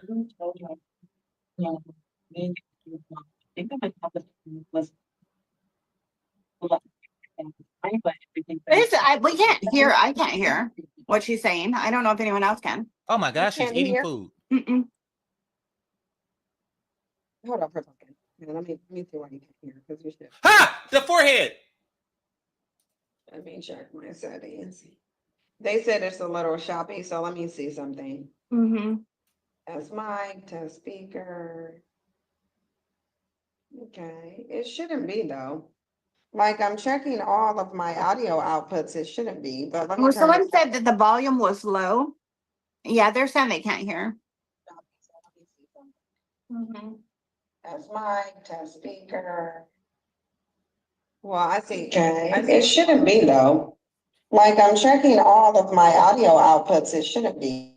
But let me Well, turn someone said that the volume was, that playback was very high. I like that. Yeah, but it was playing it back from my phone. That's the problem. It was doing it from my phone. Somebody said Megamind. So that's probably why it is. Now let me try it again. Somebody said Squidward. lower self-esteem. I think that growing up, I was not taught the kind of thing that I should be looking to attract and be in a relationship with. My Way mom better. drove into me, oh, go with the man that's gonna be the best breeder. And I think society drove into me to go after the street dude, the swag type dude, or whatever you want to call it. But neither one of those was a best approach to going about dating and attracting a husband. So after having my second child, I was working hard. I was making really good money. I think I was making about Okay, I'm gonna just go to a 90K random at the place time, because which I want to for end me as this because a 24-year-old, like 20 people left. Their voice is annoying. Like the women who are listening to this for 3 hours and 25 minutes, the women who are listening to it Because, hate black men yeah, so they much are saying, let me see something. that Let they me will listen to see that voice something, for that because long. this could, it's not my internet. Oh, she's still figuring it out. All right, let me. App, when mind you, he ain't even with her yet, because keep in mind, she said she ain't gonna be his girlfriend. Mm-hmm. She's not gonna be his girlfriend. They're not married yet, so they're not together at all. He changes a picture. I think she went and pressured him. So then he writes in all caps as if he's yelling at her, I am gonna marry you, because she's pressuring him to marry her. Mind you, she's pressuring him to marry her to the degree that she bought him a ring first. Did not propose to her, because you don't propose to somebody before you buy a ring. So if he hadn't even bought her a ring, he did not propose to her. She was pressuring him to marry her. But then she sits in this video and says, how you get a ring like this? Well, you pressured him. Right. Look, she said, and really being the kind of woman that could just get a ring like that. So she acting as if this man met her and then was so enamored by her that he just presented her with this ring, got down on bended knee and proposed marriage to her. He didn't do that though. Right. Because she just told you Okay, that she basically I've had enough of this. I lost another 10 people. Like, I had enough of this. This is they're too annoying. All right. So, next topic. Now, where does this end? Because apparently they're like, I'm going to do it by myself. I'm going to have a go at it by myself. You know, like, we don't need the men, and we are going to create this community to where men have to pay a premium in order to be a part of, you know, anything that we have going on. That's the general thing. They're abstaining in order to receive a better offer. That's really all this is about. That's all the, you know, 4B movement. That's what all this is about. Divesting, whatever it is Cynthia G is on. It's all about trying to leverage a better deal out of black men. Period. You know, and the question is, where does it all end? And what's happening as a result of this? Oh, Danika's live. Okay, cool. All right, and I'm gonna show y'all. I'm gonna show you. I just have to go back into the history and find it. What in the hell? O'Shea is still talking. So I go to my YouTube channel. O'Shea is still talking shit about no Fugazi. He's a fucking lunatic. So see, and this is my problem with O'Shea. After everything I just showed you, he's still saying he still is against interracial dating, knowing that a lot of men won't have a choice. Notice that the woman that No Fugazi is with ain't putting him through that shit. Just saying. So after this, I'm gonna watch Shanika, but let me try to hit that like button while I look up this last snippet. Dang, I really did a deep dive into that. So for those of you who don't know, I did a deep dive into, because I never heard of him. Well, I heard some of his antics before, but I did a deep dive on who's that nigga? That what's his name? Some Johnny Somali, something like that. I did a deep dive on him. And maybe I'll do a video on him, maybe I'm not, but don't be a jackass. You know, I'm glad. So apparently there's this black dude that decided to go to more peaceful, where the people are more demure, Asian countries like Japan and Korea, and fuck with him because he thinks shit like that is cute. He like that's the new cool thing to do, is to go to peaceful countries where people aren't confrontational and do your racist shit. Like, so after doing that, in Japan, he was banned from the country, you know, almost on some Austin Holloman crap. He was banned from the country, and then he just flies over the Pacific and goes to Korea. Well, not over the entire Pacific, which I get what I'm saying. He flies out from Japan to Korea and pulls the same shit, and then within 30 days, they start whooping his ass, like on camera in front of the homies, like all the time. And that is hilarious to me. I love to see comeuppance like that. And now he's facing prison time, which means more ass whoopings when he gets inside. So yeah, I do not feel sorry for that dude for no craziness like that.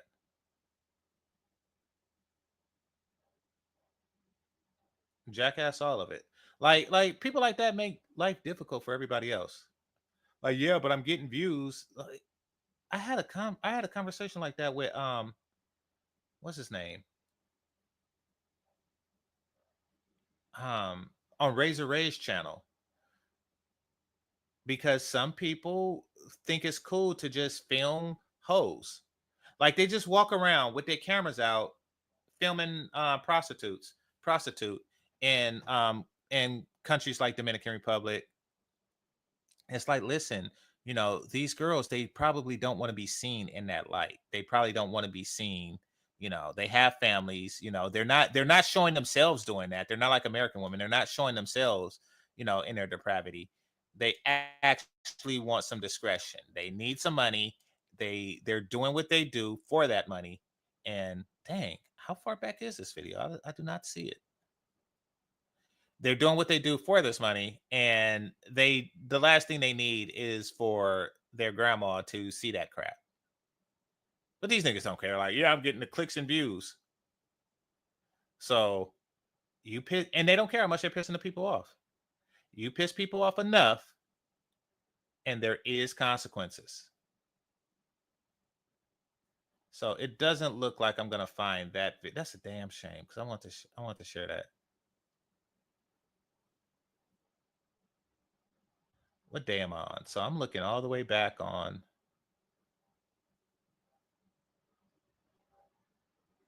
November. Nah, it wasn't that long ago. All right, y'all hit the like button. Let me see what the comment says. Gotta play that video. Well, I guess I might as well. Oh, I know what I could look for in the search. Okay.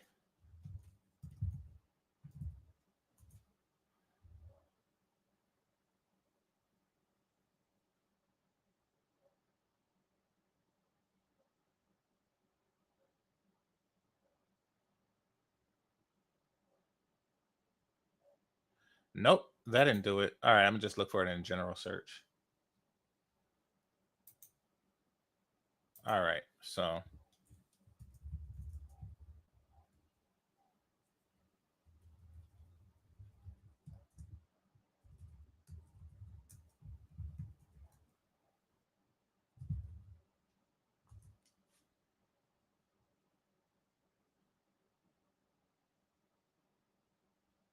oh man, there's so many videos like that.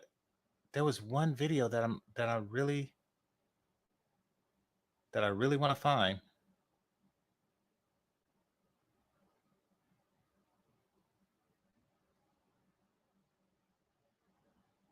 It should not be this hard. Okay, so it wasn't that long ago. Let me see some comments. It never occurs to Bird Brain to seek marriage counsel from their father, who have the best interests at heart. Well, I think they're counselors themselves or something. I don't know. Like, I know she had a degree in something stupid, and not a man that looks good on their arms. I don't think that's what they're looking for. You know, they're all over the place. They're all over the place in their desires.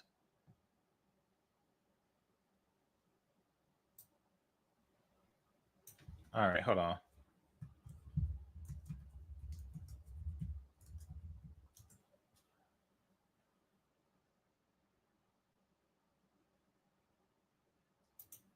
Okay, I'm gonna watch this because I'm curious about it. I seen this on the thing.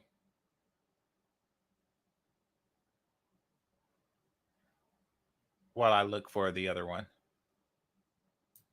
So bear with me, y'all.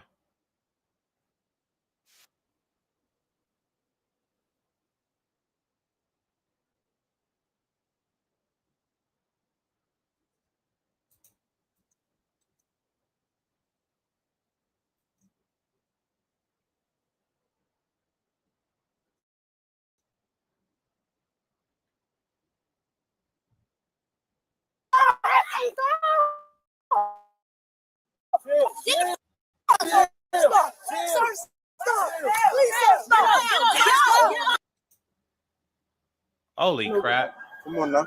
No. I haven't seen this one Do before. you live in?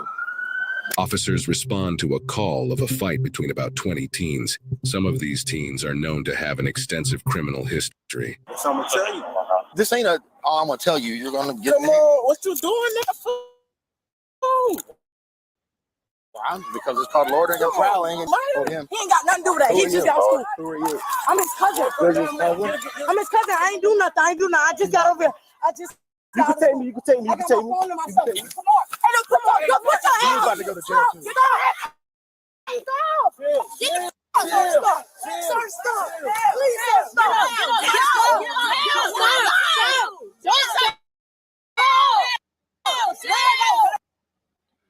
Look how much bigger the women are than the girls are than the boys.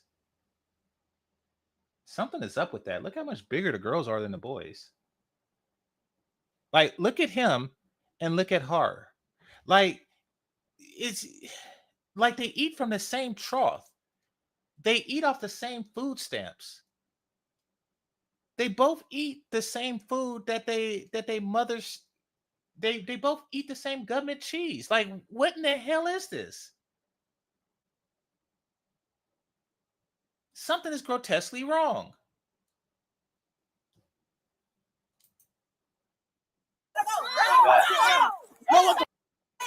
Get the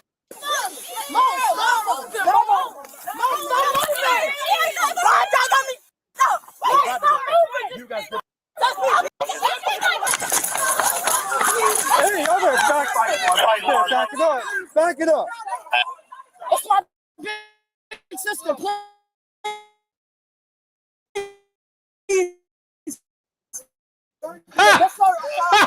Oh, I got the hiccups now.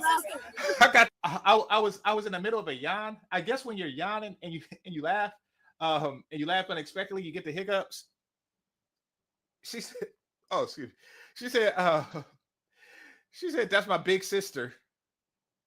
Holy crap!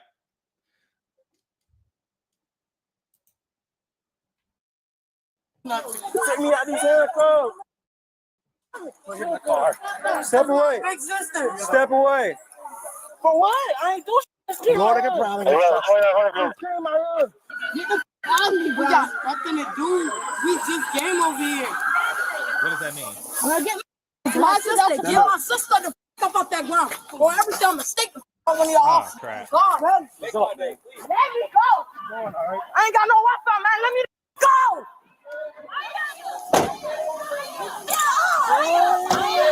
Where do you live at?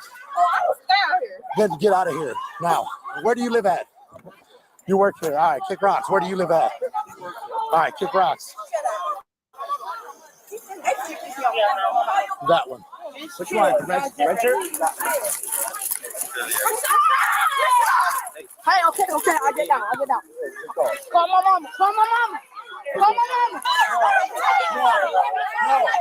Where do you live? Where do you live? Then leave. Where do you live? Get your hands out of your pants. Put your hands out of your pants. Where do you live at? Where do you live at? Huh? Where do you live at? Why you in my face, cousin? Cool. Where are you hands from?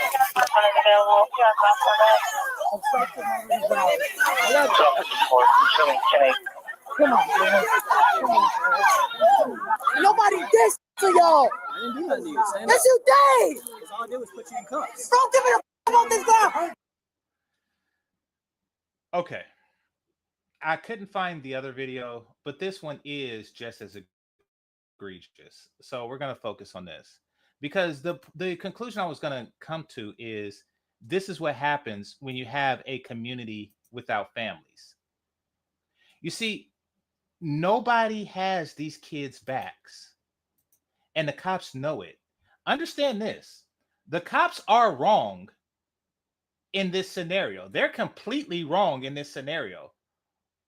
Walking up to a kid and saying, "I'm arresting you for loitering and obstruction," is wrong. And then everything that happens subsequent is people reacting to that injustice. And then people who are standing around, with the cameras out, they're saying, "Go home and kick rocks," and they have every right to be there. It's not loitering. Like standing around a apartment complex is not loitering if you live there, especially, or if you are invited there by somebody who lives there. That is not loitering. I mean, loitering has a very broad definition, but that's not included in it. But they don't have anybody to make that case for them. So cops are just running roughshod on kids, on fatherless children. Children that has no physical protection, no legal protection, nothing.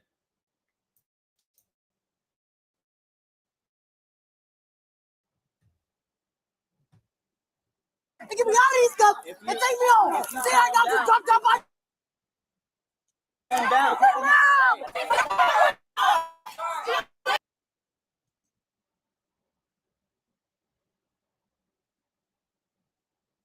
Here, I'm just pausing it for a second while I buffers. Give me a moment. Give it a moment. Dang it.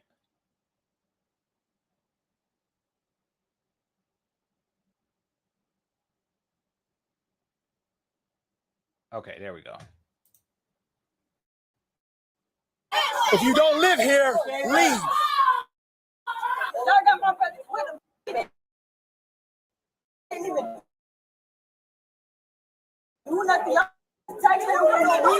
If you don't live here, leave. Come get my phone. Come here and call my sister. Calling women. They're all calling women, if you notice that. It's always, let me get my sister. Let me call my mama. This is a matriarchy. This is a matriarchy. A matriarchy is a place where, you know, people, where men could just come and violate women and children.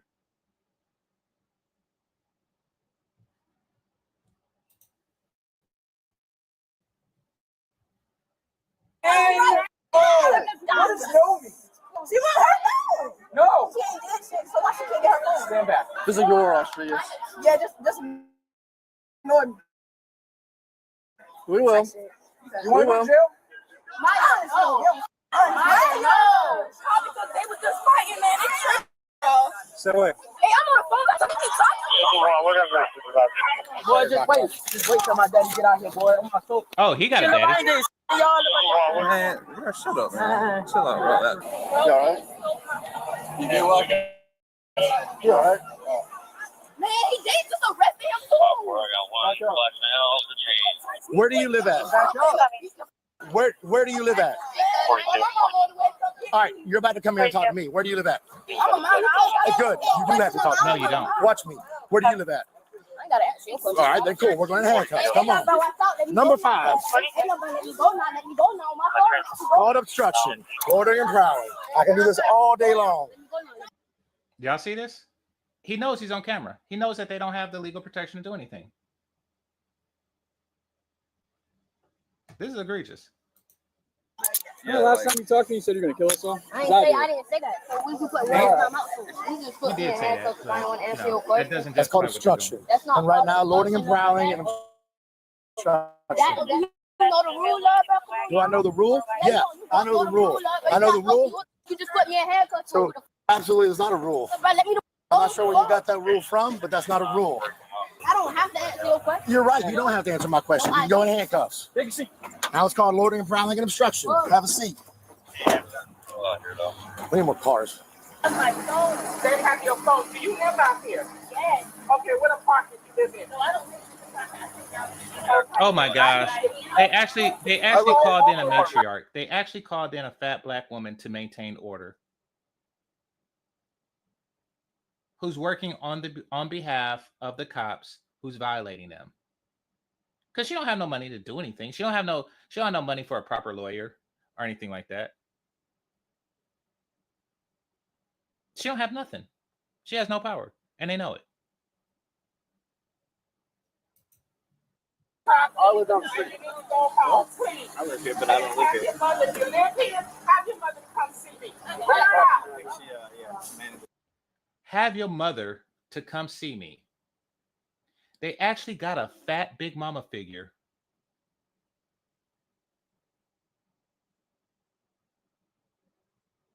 to keep these children in line. And they're in line. And there's a fatter one in the background. Is this the Fat Bitch Brigade? What in the hell is this? This is my first time watching this. Do they just have like a surplus of fat bitches that they call to keep nigglets in line?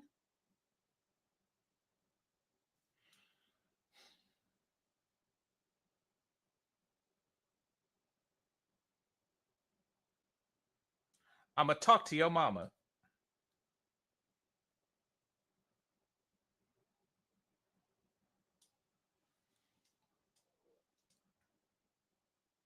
I bet you there's a code for it. I bet you every cop in every district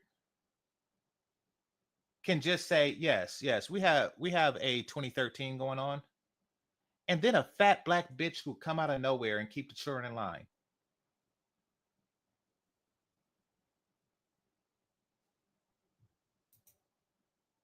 I'm not even paying good. Appreciate it. This is the way this works. If you do not live on this premises, then you are loitering and prowling, which means you are required to identify yourself to me. If you do live here, and I ask you your name and where you live, and you can't provide it, now you're required to quell my suspicions that you're not loitering and prowling, which is why you're in handcuffs in the back of my car. Now, what's your name? Cameron. I don't want you to be in handcuffs, but I want to take you to jail. I would much rather call your mom come pick you up. The assumption is there's no fathers. I'd much rather call your mom to come pick you up.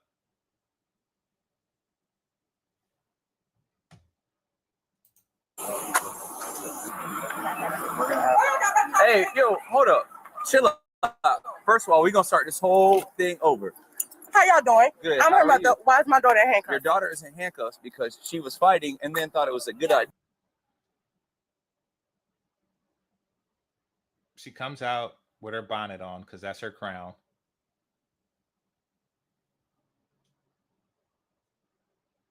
Yeah, for her to try. Look at this shit. To swing on the police. So as of right now, your daughter is about to go to the juvenile detention center.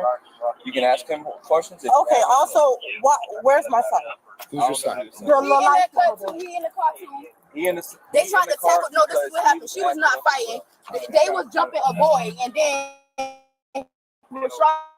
I had jumped in, and I guess they tried to arrest him too. So that's. Shut the fuck up. They wasn't fighting. They was jumping a boy. Shut the fuck up. You ignorant little hood booger. All right, we're going to stop all this. So this is the way this works. That's your daughter? That's my daughter, and that's my son. Your daughter's under arrest. She hit 2 officers. What did the officers do to my baby? They tried to tackle. They tried to tackle Rashad, and that. Actually, this is better than the one I was going to play for you all. Her brother. So he's the first one to charge that. There's no charges on him? No charges. All right, so, ma'am, excuse me. So right now, your son, Rashad, I believe he's one of the ones we had to detain as well. He's not being charged with anything, okay? Apparently, there was a large fight out there. We don't know why yet. As this large fight broke out, officers arrived on scene here, and we tried to gain control. Your son, Rashad, charged at one of the officers. Didn't get hit. He didn't hit anybody or anything like that, so he was detained. When that happened, I guess his sister came up, and that's when she struck 2 officers. That's why she is now detained and being placed under arrest. Okay? So out of this whole fight, my daughter the only person going to jail? As of right now, yeah. Mom! I want to speak to my mother. Mom! So instead of her trying to get her daughter out of the situation, she's trying to bring other kids in it. I know you out there! What you keep hollering for me for? You don't think I can hear you? Do you not understand that I'm already pissed off? Because you told me that you were staying after school. So how the hell your ass end up pissed off? They called me and said, and I don't give a when nobody called you and said, and you supposed to be your ass at my house. So how? She's yelling at her daughter because there's nothing else she can do.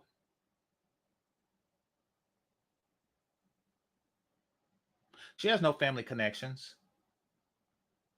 She don't even have like a distant cousin that is a police officer. She don't have money for, you know, a lawyer. She has nothing. So she's yelling at her daughter.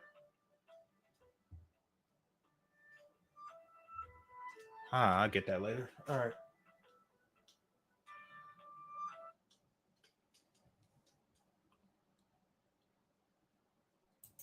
You get crossed out to Savannah Gardens? Because they called. I don't give a. Why is my daughter going to jail? Because you doing some extra. No, ma'am. They were trying to jump more, and I jumped in.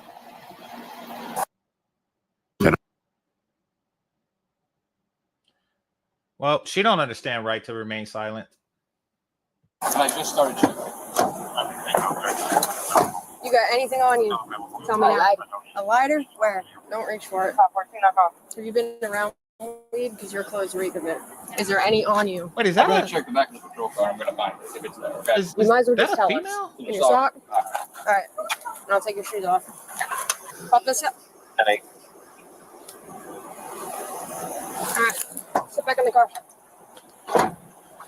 She got nothing in her boxers. I didn't even know that was a woman until like they needed a female officer to pat her down. Why is she wearing boxers? Holy crap. Just the joint. Just the joint. She had weed on her. Yeah, we don't. No charges, right? No charges.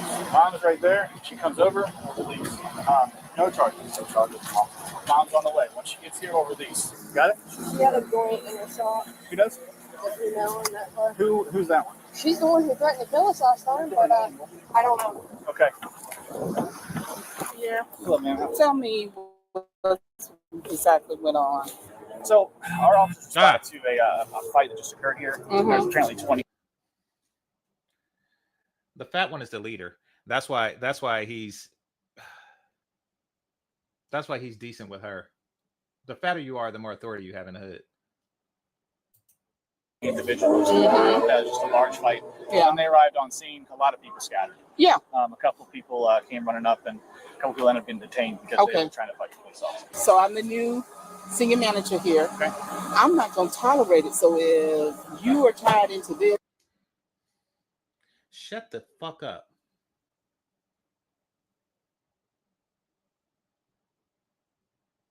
I'm the new senior manager here, and I'm not going to tolerate this because I got authority. You see my name placard? I'm a senior manager of a ghetto apartment building, and don't you see I'm fat?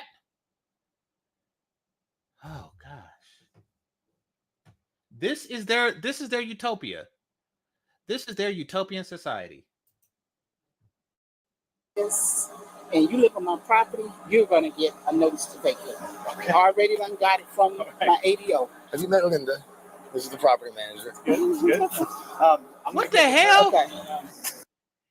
Wow, the brothers that say white women are black women are the right hand of white supremacy was not joking. Look at this. Look at her reaction when she got a pat on the head. So I'm the new senior manager here. Okay. I'm not going to tolerate it. So if you are tied into this and you live on my property, you're going to get a notice. Your property. You don't own shit. You live in a free apartment that the people who pay you allow you to stay in until that's rented. You don't own shit. My property. I already done got it from my ADO. Have you met Linda? This is the property manager. Yeah, he just gave her a pat on the shoulder, and she just like, you are an ugly bitch. You are an ugly bitch. Your face looks like the side of a horse's saddle that goes on the ass. Damn. Oh, here's the video I was looking for. Okay. I'll play that next. Good. I'm going to get with her. Okay. You hurt me a little bit? You okay? You slammed me on my head. My head is hurting. I felt dead on my body. Do you want to go with EMS? Do you want him to go with EMS? No, he's fine. Where y'all taking her to? Juvenile? We're calling right now. So we'll let you know in just a minute. It's really for him to say if he's fine, but he has to be fine because she can't afford EMS. I had a friend that had EMS, and when we were young, and by young I mean we were young adults with no money, and it was like $800, and it stays on your credit for a long time because you can make payments, but got to make them payments.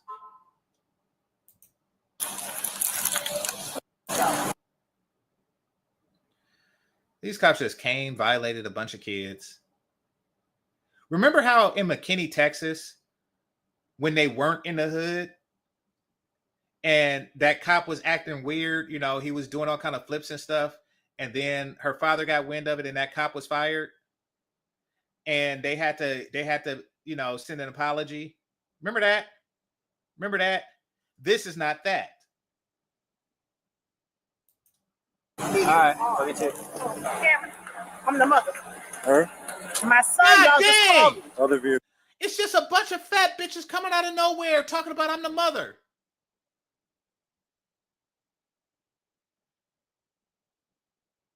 It's just a bunch of fat bitches come. Okay, now y'all seen the video where they was doing the speed dating event, right?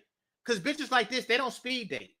You know, notice how, see, I'm telling you, they always put like the best light, like, oh no, we're so pretty and perfect and articulate. It's the men that's fucked up. But then when you go to the real world and then you have like real cop cams point out a bunch of real black people, it's a bunch of fat bitches with no fathers looking like this.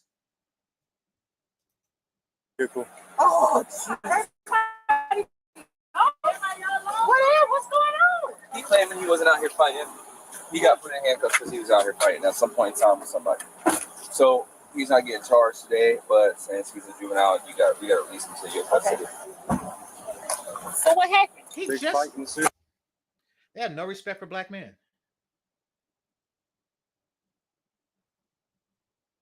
Y'all see this shit, right? No respect for black men. Y'all don't believe me? You want to hear it? Here it go. Y'all just called me. Other vehicle. Oh, everybody what's going on? He claiming he wasn't out here fighting. Black man comes out, explains the entire situation to her. Yeah. He got put in handcuffs because he was out here fighting at some point in time with somebody. So he's still explaining. He's being very clear. He got put in handcuffs because he was out here fighting with somebody. He's not getting charged today. He's not getting charged today. Juvenile, we got to release him to you got to release him into your custody. Okay. He was completely clear. So what happened? And then she just asked the white man, so what happened?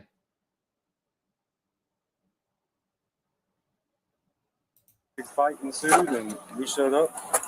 Who was he fighting? Nobody too much. Shut the fuck up. He was fighting, shut the fuck up, from around the corner. The black man just said, we don't know who he's fighting or, you know, blah, blah, blah, blah, blah. Why? The only way he can answer that question is to confess to fighting. This is my first time seeing this.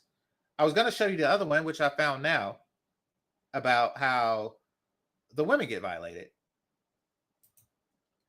If it's a vehicle for me. Turn over, CJ.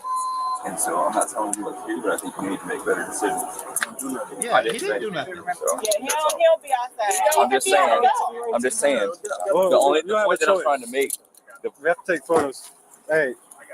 The point that I'm trying to get him to understand is regardless if he gets into stuff or not, who he hang out with, he don't need nobody. What the fuck? That's not a red flag to y'all? He don't have no friends? Because everybody in the neighborhood is spawns of bitches like you. Like, this is sad. This is sad. I know that cop can't wait to go home and fuck his white wife. This is some sad shit. Hang out with somebody. No, that's my son. He's not a problem child. No. Anything else? Nope. The biggest problem is that he has you as a mom.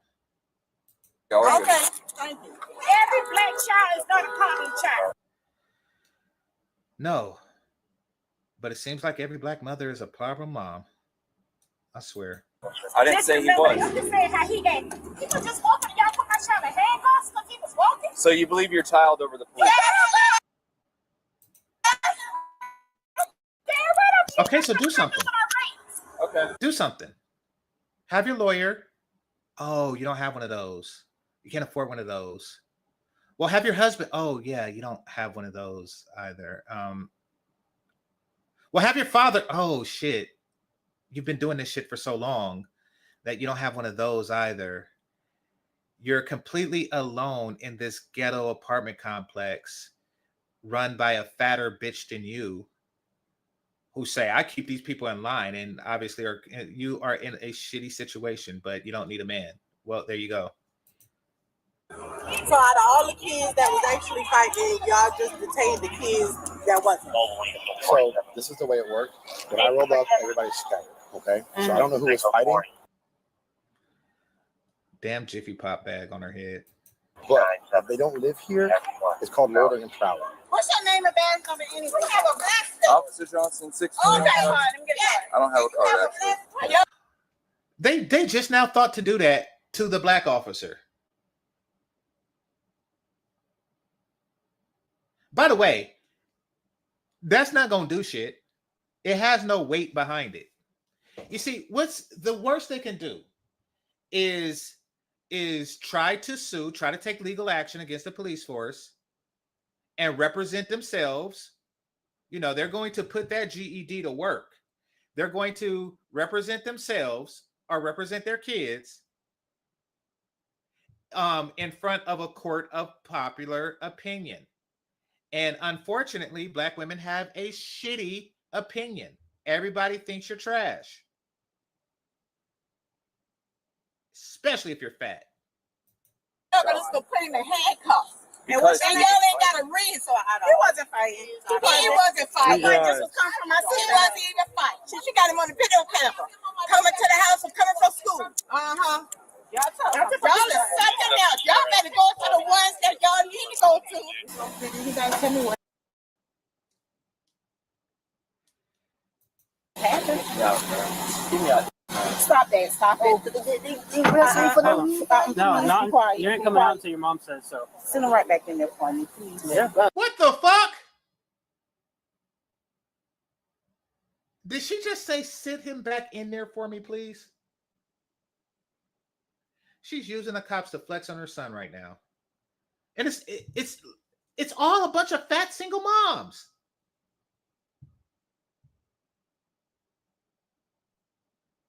Exactly. She just sends him to school wearing whatever. Send him back in there. Can anybody tell me what's going on? We got a call that there were about 20 children up here fighting. So when I showed up, everybody scattered. And he refused to identify himself, refused to give me his name for his birthday. So that point became obstruction. He went to handcuffs to be detained. That's why he's in this situation. We're not going to pursue those charges. We're going to release him to you. What are the charges? There are no charges. They're not pursuing them because they don't have legitimate charges. This is unlawful detainment is what it is, but you can't do shit about it and they know it. I mean, this is their way of just humbling, you know, the Negro babies. That's what they're doing, you know. Like, oh, you're not going to tell me what I want to hear, which you are not legally obligated to tell me.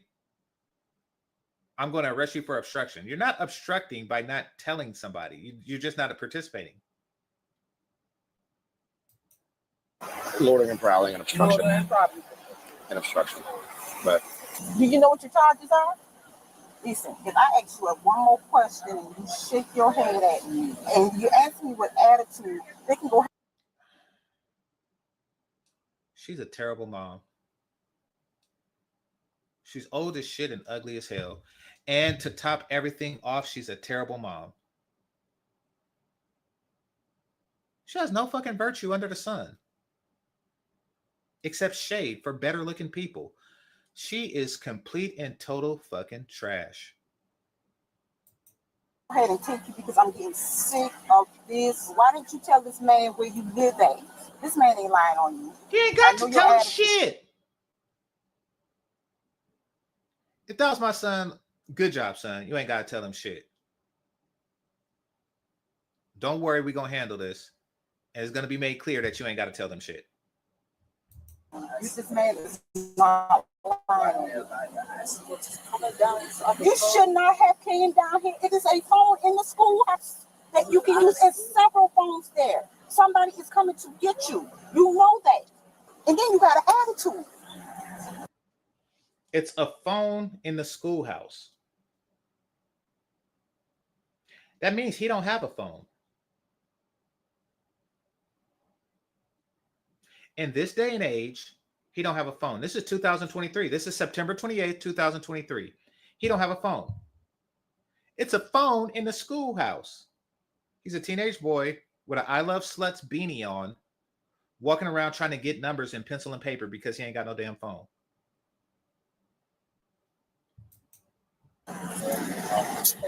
Ma'am, thank you. On my phone, no, he arrested me because I didn't want to answer his question. Okay, Camaro, what's wrong with that?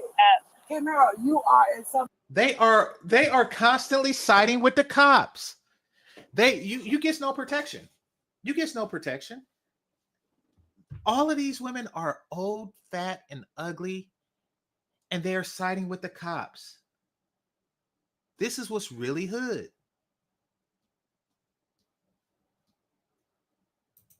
Somebody else's property. That don't work like that. I talked to her dad. The paperwork will be sent to that address. Yeah, of course there's no dad there. Her dad is somewhere else, away from this bitch. They live at over in Iowa. All right, so just wait for the court date. So apparently his dad in a whole nother state. The fact they said where he lives in Iowa. So I called the jail to see if they were going to take her, but the jail wasn't going to. That's literally the only reason she's not going over. Kimura was charged with felony obstruction, loitering, simple battery again.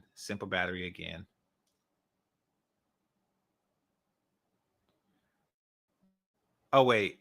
These are different people. Wait, is this the same person? Okay, I'm confused. Is this like a list of all of her charges? Because why does somebody say F and somebody say M? Like they can't figure out if she's male or female. obstruction, loitering, and prowling, and 2 counts of battery. Gamoria was charged with possession of marijuana, obstruction, and loitering and prowling.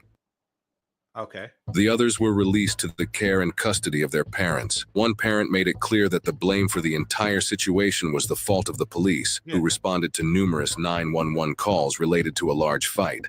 They are innocent until proven guilty in a court of law. How come y'all don't have... This was a year ago. Y'all should have the verdict. Y'all should have the verdict by now. Oh, that's what that is. Felony, because, yeah. Okay, by mistake. So she had a felony on there too. The mom who told them to put her son back in the cruiser is a real one. Yeah, she's a real fat bitch. All right, these kids need to learn now before it's too late. These are your queens. These are your queens. That cop picked that kid in the red jacket like furniture. Okay. Precious came in like a linebacker. They funny. It's my big sister. You got that right. Okay, so they got the same sense of humor I do. Props to Mom in Blue. That's a real mom. I'm hoping that's the one that actually said that the cops are at fault. Because she was the only one that's like, wait a minute, what are you talking about? But they only do that to black cops. The kid in the red tells the Leo to get FD after being released. And the officer says, all right, love you to had me. What the fuck? Okay. Hearing kids talk like this is so cringe. That's the only thing that cringed you? The lack of respect from these kids. Okay, so the court of public opinion have spoken, and obviously, you know, the verdict is fuck them kids. That's the verdict. Now, let's just see how they feel when it's adult women.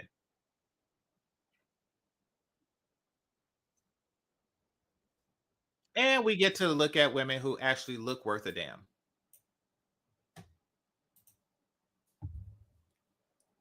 All right.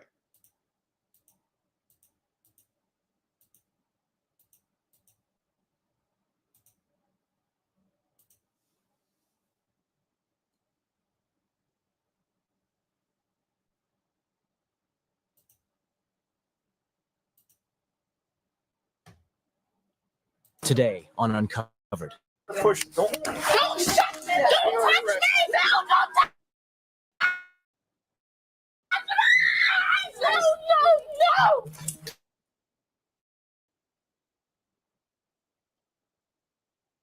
threats to other residents. When officers arrived to investigate, they weren't expecting things to get this intense so quickly. How you doing, ladies? All right, it's buffering, so let me pause for a second. But these two chicks actually look good, or I mean, they have nice bodies. I don't know if the other one looked good, but one of them looked good with a nice body. The other one just has a nice body. We don't see her face. So we're gonna see if pretty privilege saves you from this, because they don't need a man, family, infrastructure, community. They don't need any of that. They just need a bag. All right, let's see what that gets you.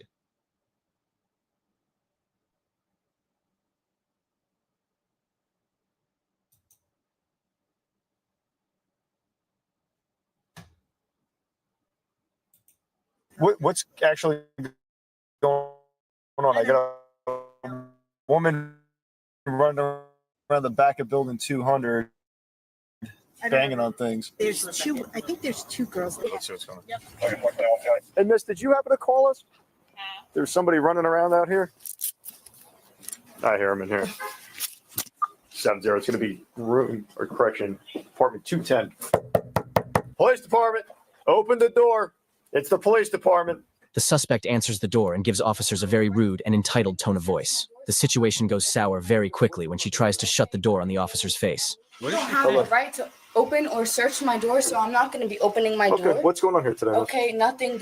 I'm moving out my stuff and I'm cleaning out my stuff with my sister's Are you house. guys fighting with the sister again or having an argument or something? No. Because we got called for some sort of a disturbance. People Yeah, yelling. I'm sure it was upstairs, right? No. That was okay, No. wherever it was. Well, Okay.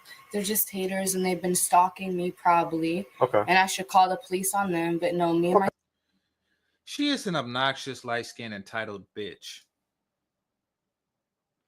That being said, she does have rights. Who else is here? My sister, she's Yeah. staying here. She does not live here. I live here. I have the lease.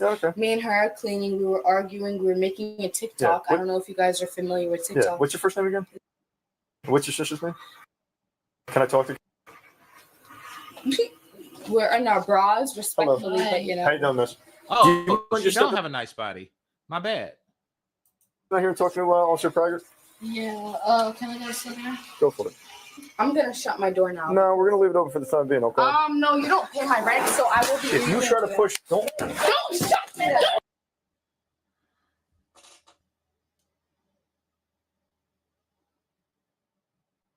She didn't try to push him. And she does have every legal right to shut her door. She does. I want y'all to watch that again.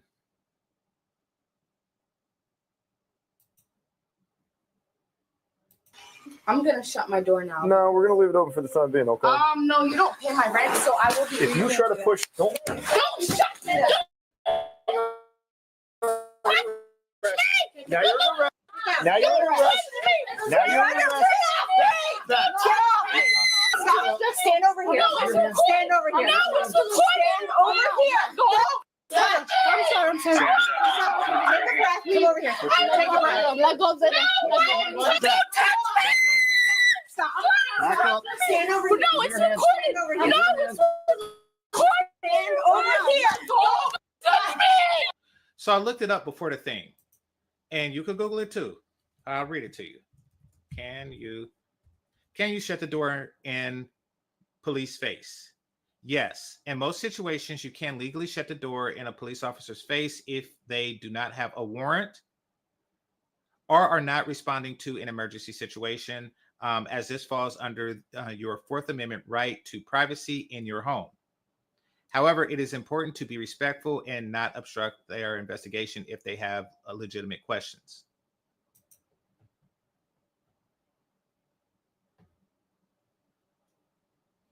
She didn't put hands on a cop. She put hands on the door. And then she said that she's going to shut the door while her sister puts a top on. And he says, no, keep the door open while your sister puts a top on. What are they investigating?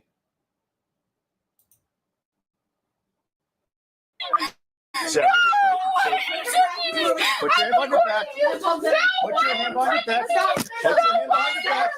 That's fine. Put your hand on your back. Stop fighting with me. Stop resisting. Stop resisting. I shut the door in your face. Stop. Stop resisting. Stop fighting. Stop resisting. Stop resisting. Stop resisting. Give me your other hand. Give me your other hand. Give me your other hand. And that is matriarchy, a system where men just come in and grab women, wrestle them to the ground while they're in half tops with their tits out. That's matriarchy. No, no, no, no, no, no, no, work it. No, that's why you're really dead. What the f is wrong with you? No,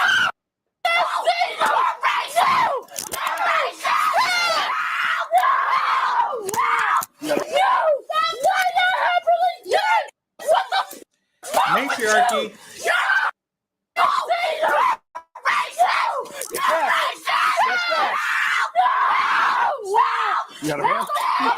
While the officers place the suspect's sister under arrest for obstructing justice, the suspect runs away while still in handcuffs. The deputy chases her shortly after. Got a female running towards the main entrance. She's handcuffed, white shirt, purple pants. Stop. No, you're recording. I will record you. No. Stop. Stop. You're hurting me. Why are you grabbing my hair like that? No, stop touching me. Can I put my hand like on the floor? Right here. There. Okay. There. Right here. Okay. 10458's on the way. That's so bad. You did. You did. I'm so.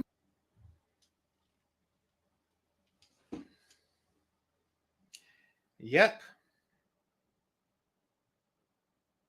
This is the matriarchy they wanted. It's never truly a matriarchy. We see who's in charge in this situation. Apparently, two women were fighting. And it seems like they were, but, you know, they reconciled. They have since reconciled, and that's pretty much that. It should have been. That's pretty much that.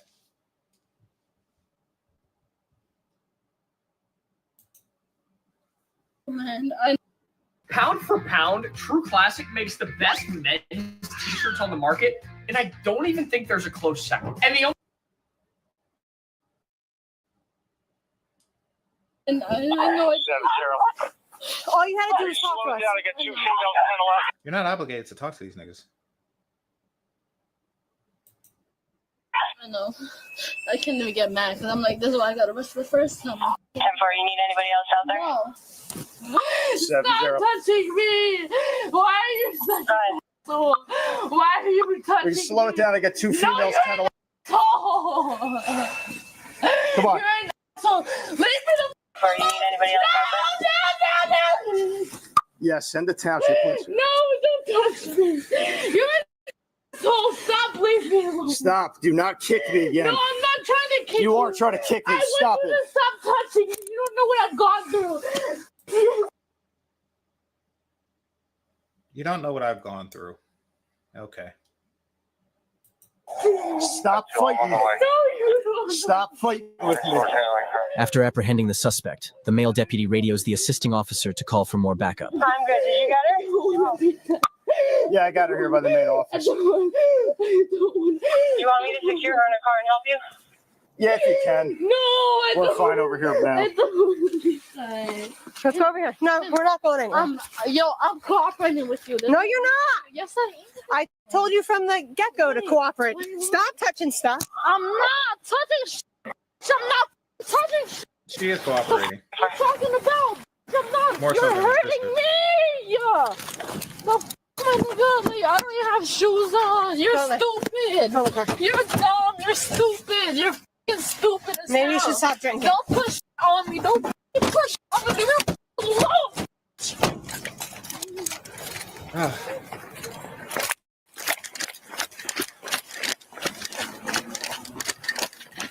We're good. We're good.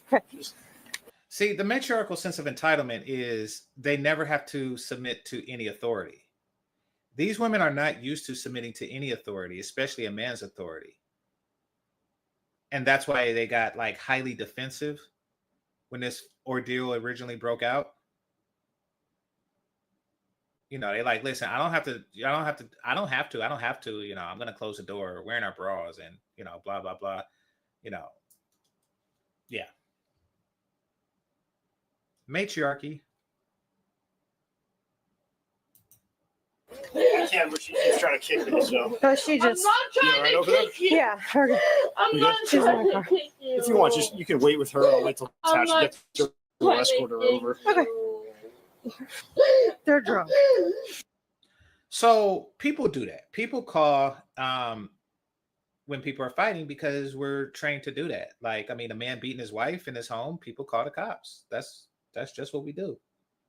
That's just what we as American citizens do. Like, one person is going to call the cops. But no, I do feel that two people have a right to fight in their own home. And I'm not talking about like husband, wife, you know, domestic disturbance type deal. No, if two brothers want to fight each other in a house, then I'd say go at it. And I wouldn't call the cops on that situation. I'd only call the cops if there was a helpless party involved, or one that is significantly less capable of defending him or herself, meaning an adult on child, or, you know, a regular human on a midget or some crap like that. That's the only time, you know, I really care. I'm not drunk. You're trying to manipulate me. This situation. You're an asshole. You're the spit master. No, I'm not drunk. You're trying to manipulate me into this situation. Take a breath. I don't know why. Take a breath. I just want to shut the door. Okay. I told you you can't do that. Shut the door. No, you but can't. This was gonna happen. You cannot hit a police officer, miss. I didn't hit you. I shut the door in your face. And you spit at me, so stop. Because you shut the door, and I know my rights. Relax, stop yelling. I know my rights. So you're getting sued. Now I'm sitting. All right. So, like for the most part, I mind my business. If I see a couple of teenagers going at it, I mind my business. If one of them is just like on some Debo crap and the other one is on some, you know, Money Mike stuff, yeah, I'll intervene. You know, I know Money Mike. I know you don't want to be there. You know, I was a small kid, so yeah. On you because you're getting sued. You're not gonna sue because you're over here detaining me, right? Putting your hands on me, right? Because all I did was shut the door in your face. So therefore, you're gonna get sued. No, get your hands. Watch me. Watch me turn, drift, and fly. With a gas pedal underfoot, I can make grown hands off of me. You don't have any warrant to restrain me. Get off of me! Get off of me! Get off of me! I'm restrained! Stop! Stop! Get off of me! Where's your chief of police? I have to pick up my son. And you're get off of me! And on top of everything else, she has a son. This is Trophy Wife before she became Trophy Wife, by the way. This is Trophy Wife before she became Trophy Wife.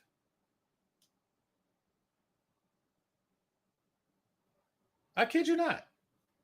Before she became the Trophy Wife, she was just a young light-skinned girl with a son living in the hood. Maybe this is going to be her trophy moment. Maybe she's going to look at this situation and say, you know something? Hood life is not for me. I'm going to find a rich nigga that'll marry me in a week.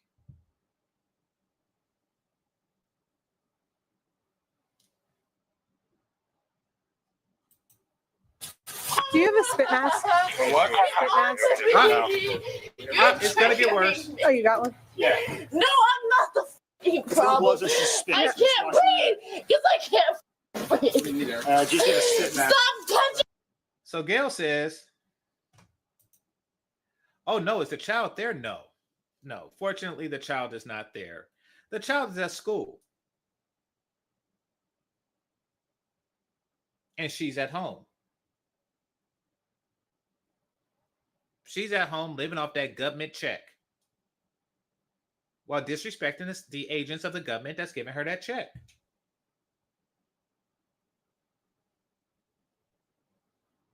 You see, just like in the last video, when something happened and all the black women was waiting for a commercial before they came out and checked on their kids. Same ordeal. Same ordeal. One sister was living in another sister's Section 8 as she was waiting for her own to come through.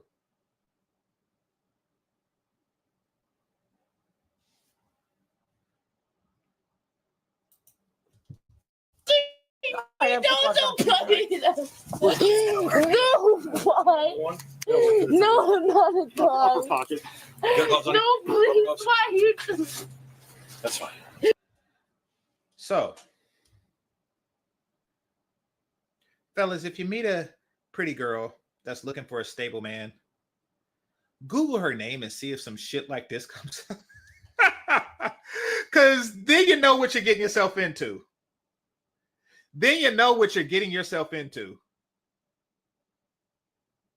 Like, oh, she only has like one son, but you know, damn, you know, small waist, pretty face with the big bank. You know, I'm thinking thoughts, you know, like maybe I could overlook the fact that she's a single mom. But Google her name and some shit like this comes up and you see her hemmed up with a fucking spit mask on her face.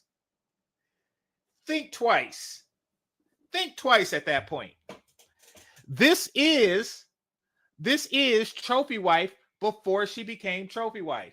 Like before the trophy wife became trophy wife, she was living in this complete and total utter depraved shit. I made $90K. That is bullshit. You lived in a ghetto apartment just like this one. And the only reason why the apartment is ghetto is because you live there.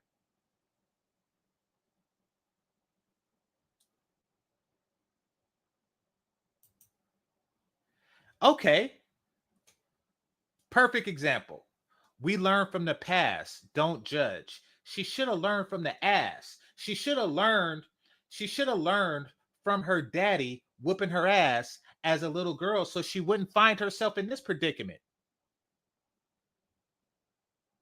If you find yourself in this particular predicament with a spit mask on your face, it's because your daddy didn't whip you hard enough when you were a kid. This is the first time you had to submit to male authority in your life. This is the first time you ever had to submit to a male authority. You didn't have to submit to your father's authority. You didn't have to submit to your baby daddy authority. You know, you just got a check from the government.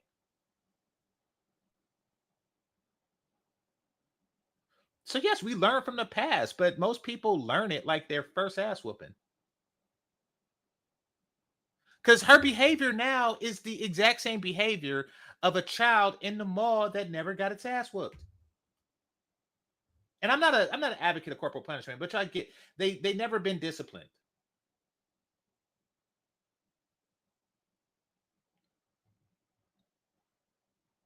And I'm the one who believes that the police is wrong in this scenario. The police is wrong in this scenario, but guess what? You're not making yourself look good in front of a jury. You're not. What was unclear? What was unclear? Okay, you tell me. What part of what I said didn't you understand?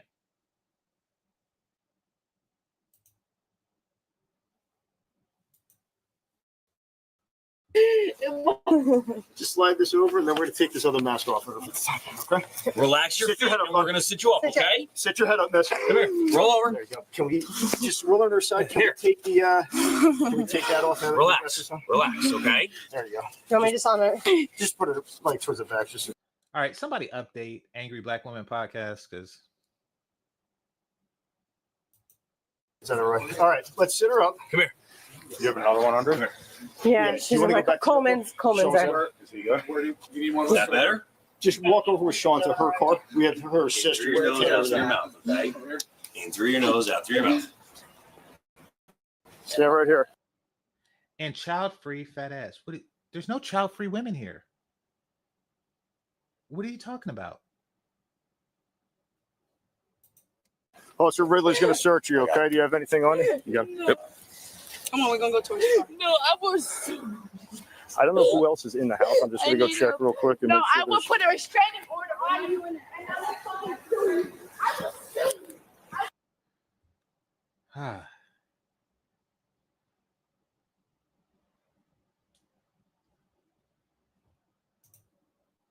Okay, so you meant to say I'm child-free, fat. What's axe? Is that what your way of saying fat ass?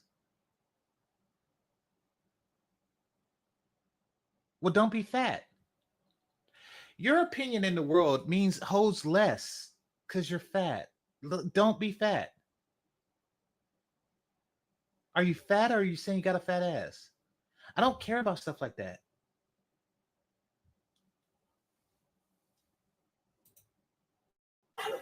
After placing the suspect in the vehicle, the male deputy enters the suspect's apartment to look for any additional clues as to why they were behaving erratically. The officers found no illegal paraphernalia, but saw open alcohol and lots of damaged items as if a fight had just occurred. The handcuffs were probably cranked because she was wailing on me, so. And kicking the door. You need an ambulance? You want to get that looked at? Doesn't hurt, right? All right. At least not right now. That's good. You want to stand up for a second? Do you keep anything in your bra, like money or anything? Yes, but not at the moment. Okay. You go check though. The suspects are searched for any weapons before finally being transported to the hospital. So that reminds me, quick story. That was a nightclub I used to go to. And they had this old white woman who was a security guard. Now, the brothers got patted down, but at this particular establishment, so did the sister, right? So did the sisters. And I got in and I got a table by the window. And I was watching the whole ordeal, and she was like all in the underwire of these bras. She was like deep into their titties and between their thighs, each one. I was looking like, ooh, shit. I was like, oh, dang, she is just, y'all want to know the cold part? You younger people probably don't know this. Well, y'all don't go to the clubs anymore because there's nothing there for you. But you younger people probably don't know this, but they don't do that at the white clubs. They don't violate you just to get you in the clubs. You just walk in. I was shocked. You just show me your ID and walk in. And he looked at me strange because I put my arms out. I'll never forget. In Modesto, California, the first time I did that, he looked at me like, he's like, all right, you go in. Because he didn't know why I put my arms out. So, yeah, that's the thing. All right.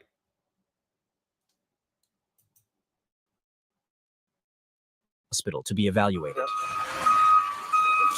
was probably the best site ever driven to a car. Cool. I hit the curb. Really? I knocked the alignment of the car. We're good? Nice. See, come on. Where, Horse Hill? No, on the jug handle first, good.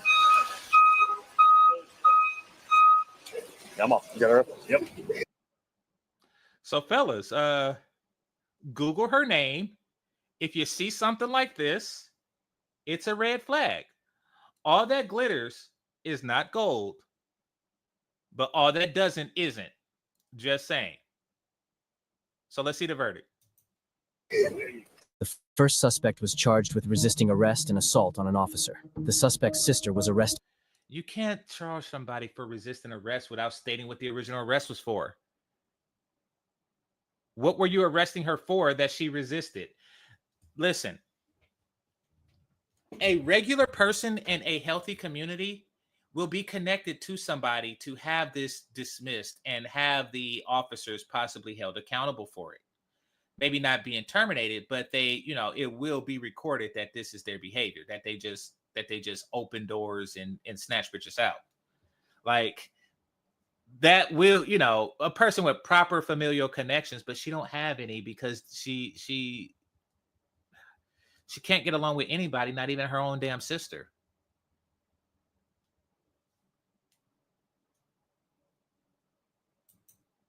For obstructing justice. If you enjoyed this video, make sure to subscribe for more never before seen arrest footage daily. All right, so that's that. So I don't know what this is, so let me stop it. Let me stop it right here. Look like some Agatha crap. All right, so somebody said something I want to respond to. Says, stop going to black clubs when I was 22. You see, when I was 22, black women looked worth a damn. And I don't know what happened, why they look the way they look now. I don't know if back in my day, KFC only had 8 herbs and spices, and then when they put 11 in it, they blew the fuck up. I don't know what happened, but I do know that they looked worth a damn when I was 22, so it was worth going to the black clubs. Ugly single moms, Pookie, yeah, exactly. Being frisked like I was one of them. White clubs, all the way. Prettier woman and treated like a human. Wait till you discover Asian clubs. Wait till you discover Asian clubs. She was cute, but back in the day, you could spit in the air and the wind would hit a hotter woman. Yeah, that's okay. So yeah.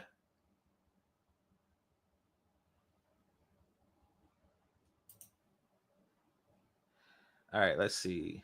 LOL. Okay. Okay, that was in the 80s.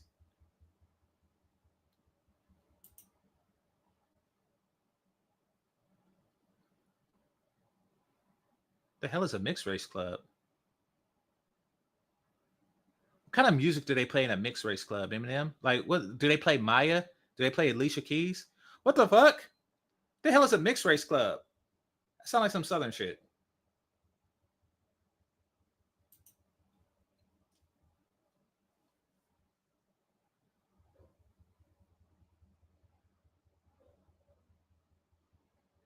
Black women just started getting fat when white women started getting thick.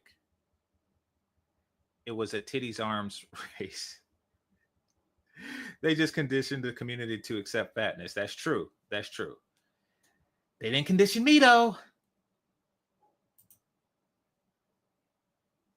Mostly white, but welcoming of black folks. Okay.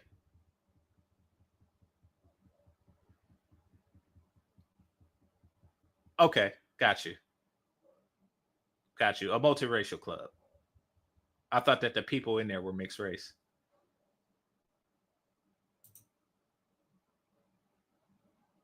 I was there. We just called it white clubs for the most part. Yeah, that's true. Like, because the place I was going, of course, they had black people there because I was there.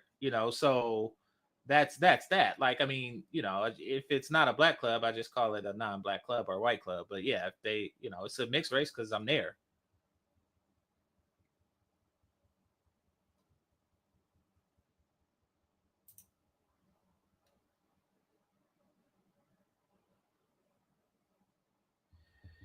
You're from California. Too much competition from in-shape women. Well, yeah, I could see that. I could see that being a thing because we do get like immigrants from particularly Asia that the locals understand that they have to compete with. And with that understanding, at least back then they understood, like, hey, shape up or they will, Becky Ling Ling, all that good stuff. So yeah, that is a true thing.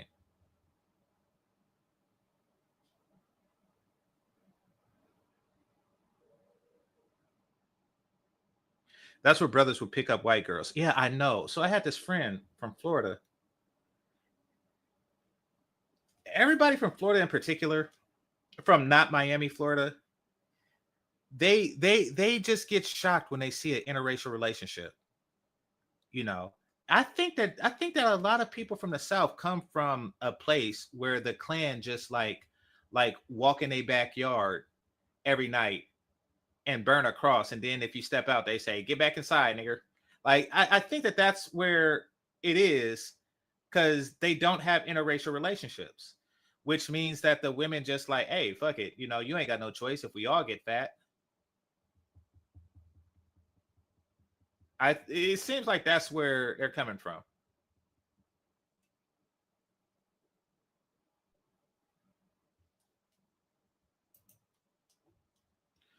They usually, I don't drink, so maybe. I don't doubt that that's a thing.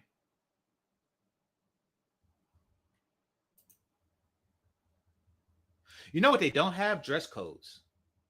They don't have dress codes. That's one thing. You can go in your jeans.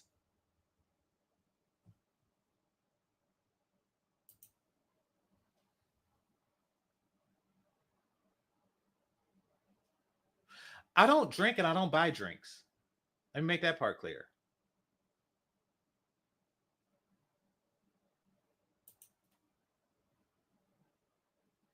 So why do slim black women that are natural get bashed?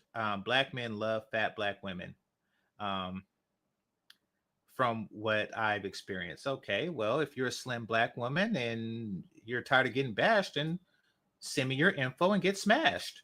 Like, what the fuck? Are you trying to pretend like you're having trouble finding short and long-term companionship from black men? Is that what you're telling me?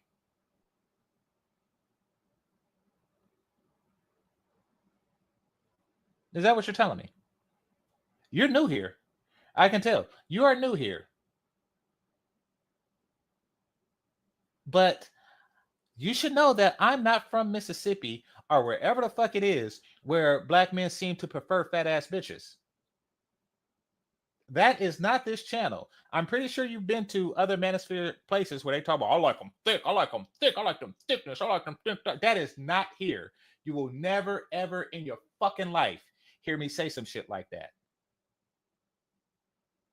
So, if you live in a dirt-eating part of the world where niggas think that fat bitches are cute, then you need to listen to LL and Biggie Smalls and go back to Cali. That's what you need to do. Because we export fat bitches to ungodly places of the swamplands, you know, because they tired of brothers who don't tolerate they shit like me. Okay, when they talk about the exodus, yes, people leaving because of the price of living here, but they also leaving because they fat ass bitches.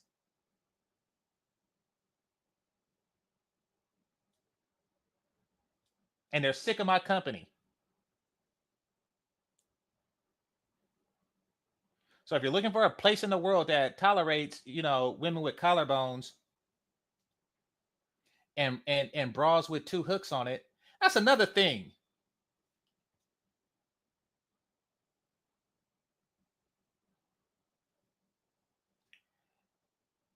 Press 1 in the chat room if you're sick of chicks with bras with like 10 hooks on it. Like, what the fuck? That's too much shit. Having to fucking untie a Boy Scout knot just to get to the titties. Listen, sick of the shit. But if you're a regular woman, then come here. We appreciate regular women. There, I said it. So, oh, and that's another thing. Why do us slim black women that are natural get bashed? Y'all get bashed by fatter bitches. Y'all get bashed by fatter women, and y'all get bashed by the men who are trying to impress the fatter women.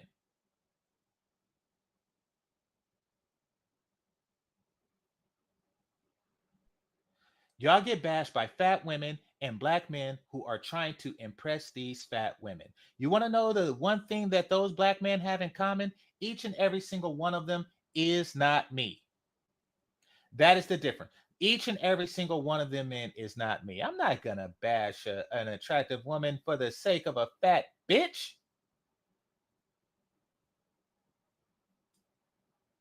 That is something y'all do not catch me doing.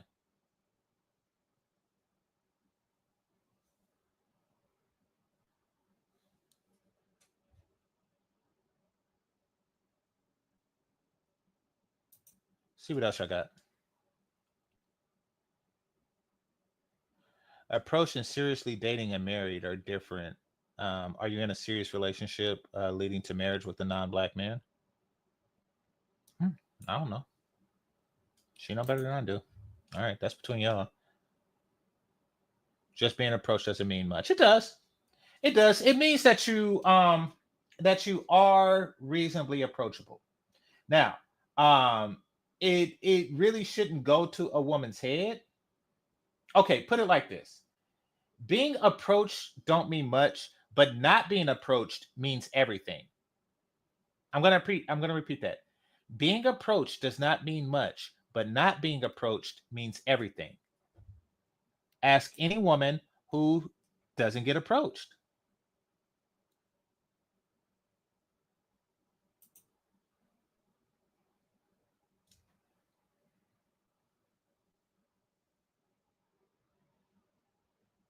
The South has the most IR marriages because that is where the BP are. Okay, so like I say, my friend is from non-Miami, Florida. Apparently,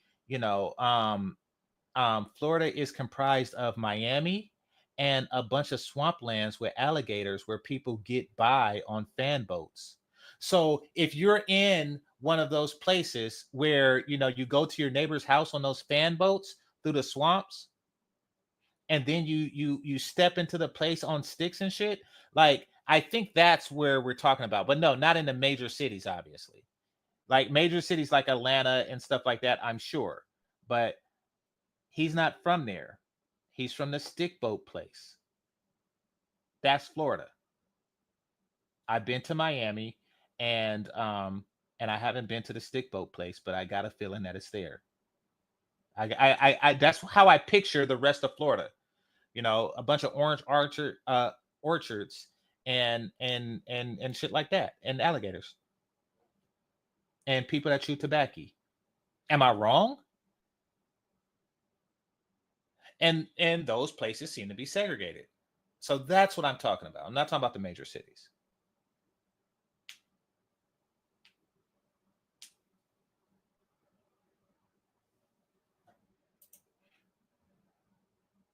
All right.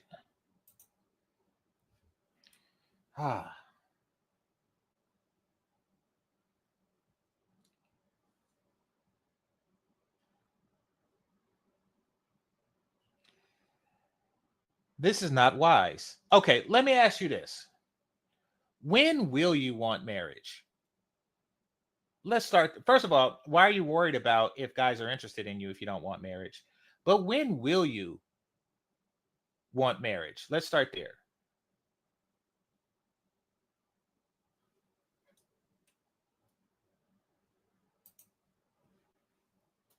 Fan boats, that's about it. Yeah, gators eating your pets. Yeah, so I was right about it. And dangerous bugs and snakes. Yeah, flamingos and shit. Yeah. So I was right about that place. I knew it. Miami has extraordinarily beautiful women, more than I ever seen anywhere in America. But the rest of Florida, I'm pretty sure that's what it is. It's marshlands.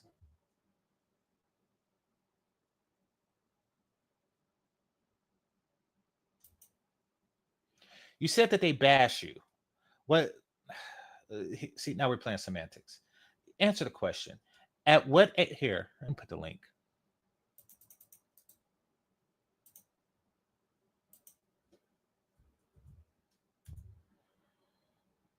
You say you don't want marriage now. I put the link out there for you. You say you don't want marriage now. When will you want marriage? Let's start there.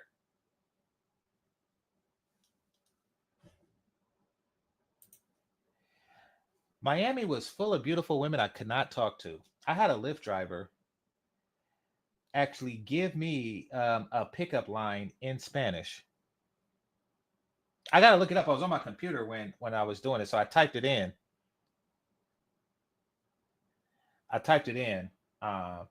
But he was like, "This is what you say, and you say it in a calming voice or something." It was funny. He was a funny dude. But yeah, they speak all kinds of Spanish and all kind of crap, and yeah. But yeah, you could just like be on your way to like get a Subway cookie, and then that's just like, God dang.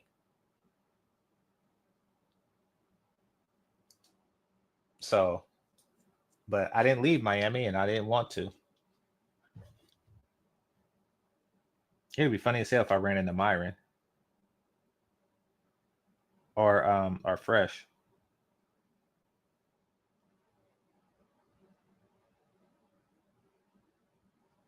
But why do you hate Miami?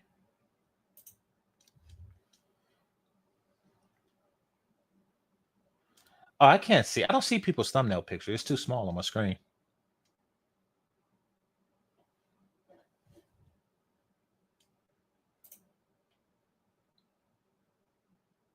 Miami's a tad sleazy. After about 4 days, you got to leave. I was there for a while.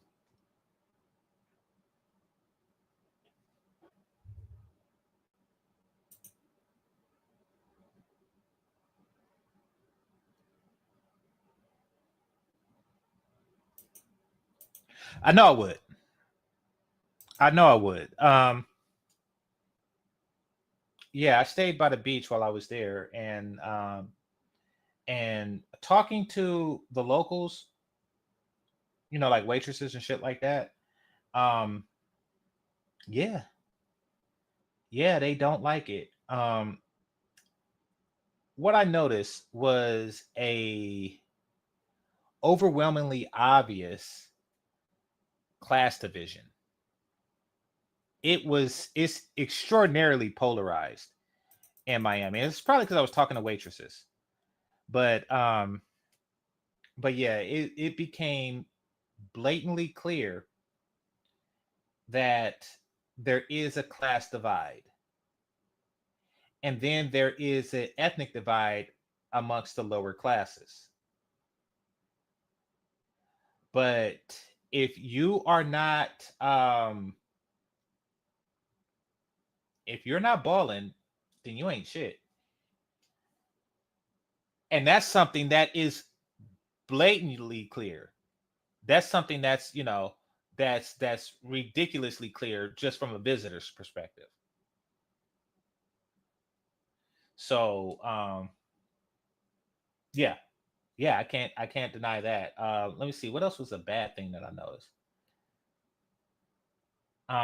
When I say ethnic divide, what do you mean I'm wrong about that? No, there is a listen, they have every area is little something or other. Little Havana, little, what do they have, like a little Haiti or something like that? They had it was completely ethnically divided. I actually stayed in Little Havana for a bit.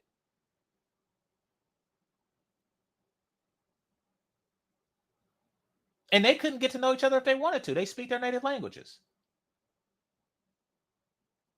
And then you go to like Bickle or something, and then you see like the muckety mucks.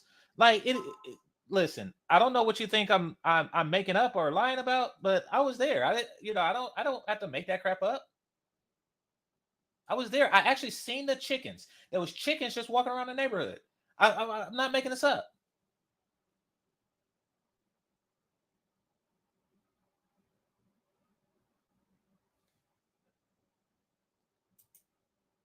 Nevertheless, rich or poor, there was beautiful women everywhere.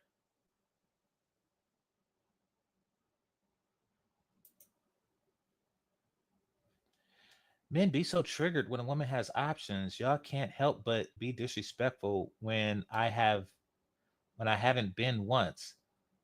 Okay, I don't know what you're going through, but answer my question. Like, you say that you're not looking for marriage now. When do you plan to start looking for marriage?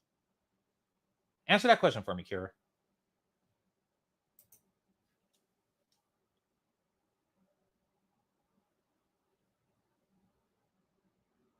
Oh, so you're saying that there's a class division amongst the wealthy as well?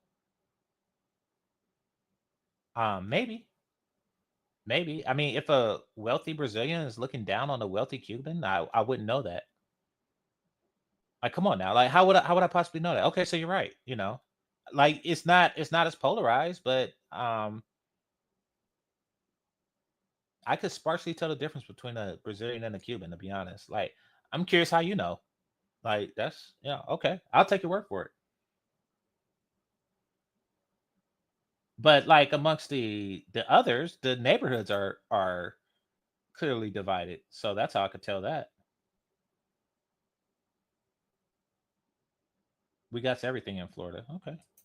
I'm not saying that. I'm just saying that outside of Miami, I think it's a big land of swamps and cucumbers and fan boats and alligators. Am I wrong?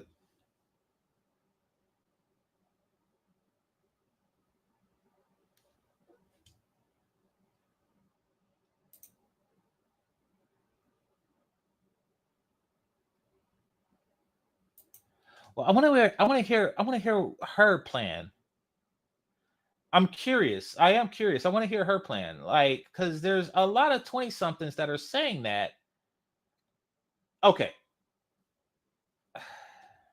Yep, I knew it was going to be something stupid.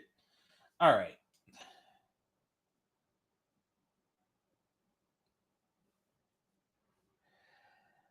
I'm going to tell you this, but you're not going to believe me until later in life, until it's probably much too late. Marriage, kids, loving family is your best life.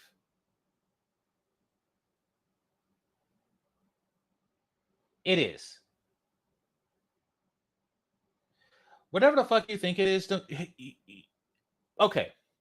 I think on some level you know that. I really do. I think on some level you know that that is your best life.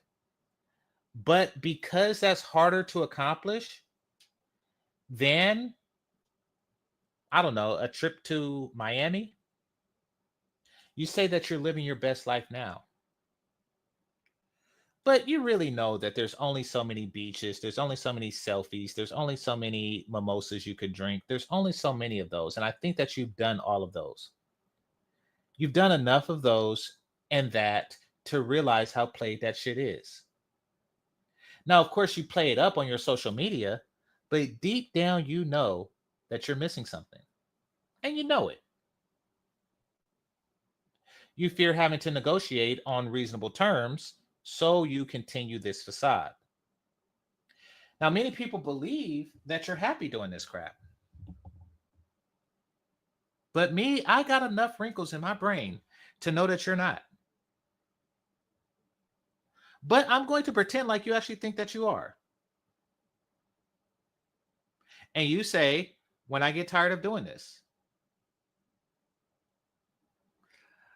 you're only going to get tired of doing that when you can't travel off of other people's money. And once you reach that point, you can't marry off of other people's money either. But hey, what do I know?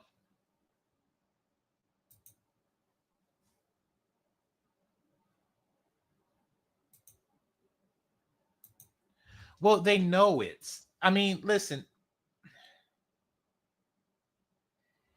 It's like that person that can't fight. And when you can't fight, all you got to do is all you can do is pretend.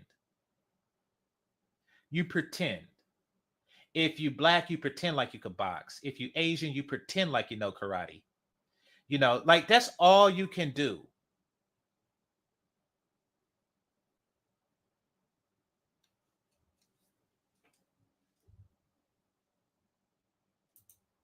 You don't determine when the time is right. Nature does.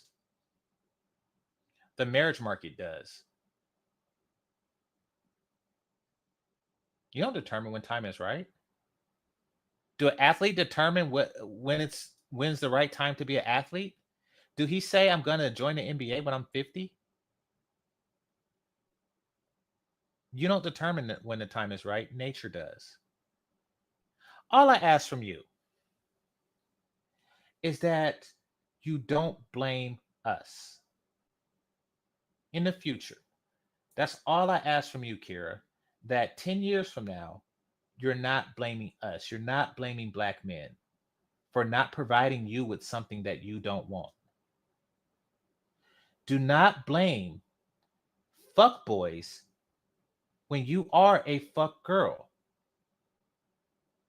Understand that. You are a fuck girl. Fuck boys exist because you exist.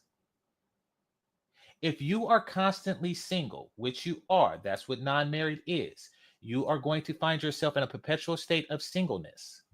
Men are going to react to women who are choosing to be single indefinitely on the mating market. You are a fuck girl. Do not complain when you find fuck boys. That's all I ask. It's not our fault. Don't get mad at black men for not trying to marry you when you are spending your right now time not trying to marry anyone. Do not do that when you are older. Don't. It's annoying.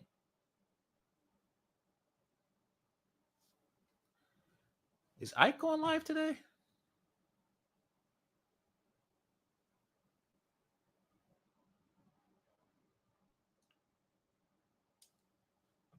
I don't see him.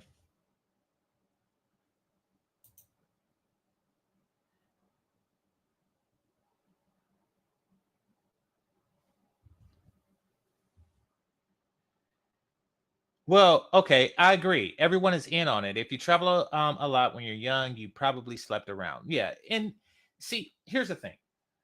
Here's the thing about that. And this is whether a woman sleeps around or not. Like, being single for an extended period of time does not prepare you for marriage. There isn't much you can do while single that will prepare you for marriage. It's just not. You've either slept around a lot, you went around not sleeping around, meaning that you went around teasing or ignoring guys, which something that you shouldn't blame guys for in the future. I mean, if you spend your 20s ignoring guys and then you spend your 30s complaining that the guys that you ignored isn't fucking with you, then that's just as bad. Let me see. Well, there was a third one. So you either a slut or a prude or or a person who's constantly in and out of relationship, picking up bags as she goes along. Meaning that you're having a series of short-term relationships because you don't intend to marry. And then when these relationships come to their inevitable end, you still are mad at the men. That's the third option. No matter what, there's no good. There's no good way to be, deliberately single.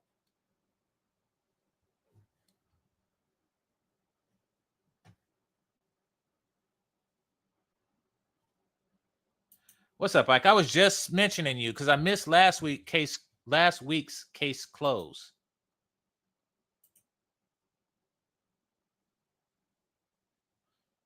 I missed last week's case close, and I want to see if I missed this one, but it doesn't look like y'all having it this week. But what's up, Ike?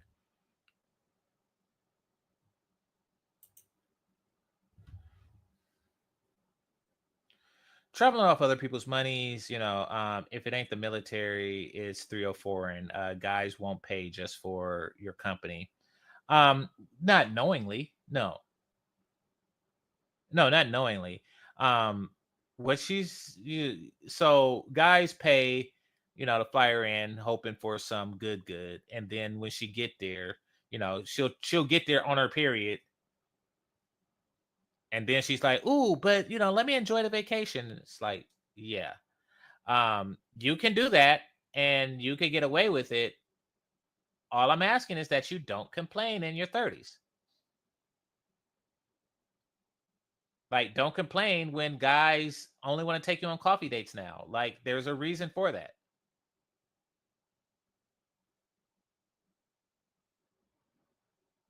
Oh, you're going to do it once a month. Okay, I got you.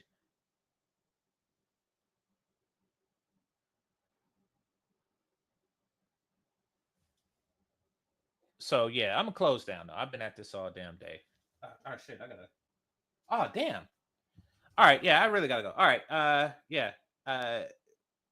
Hit the like button, subscribe button if you're new. GameChanger 0100, game over. Peace.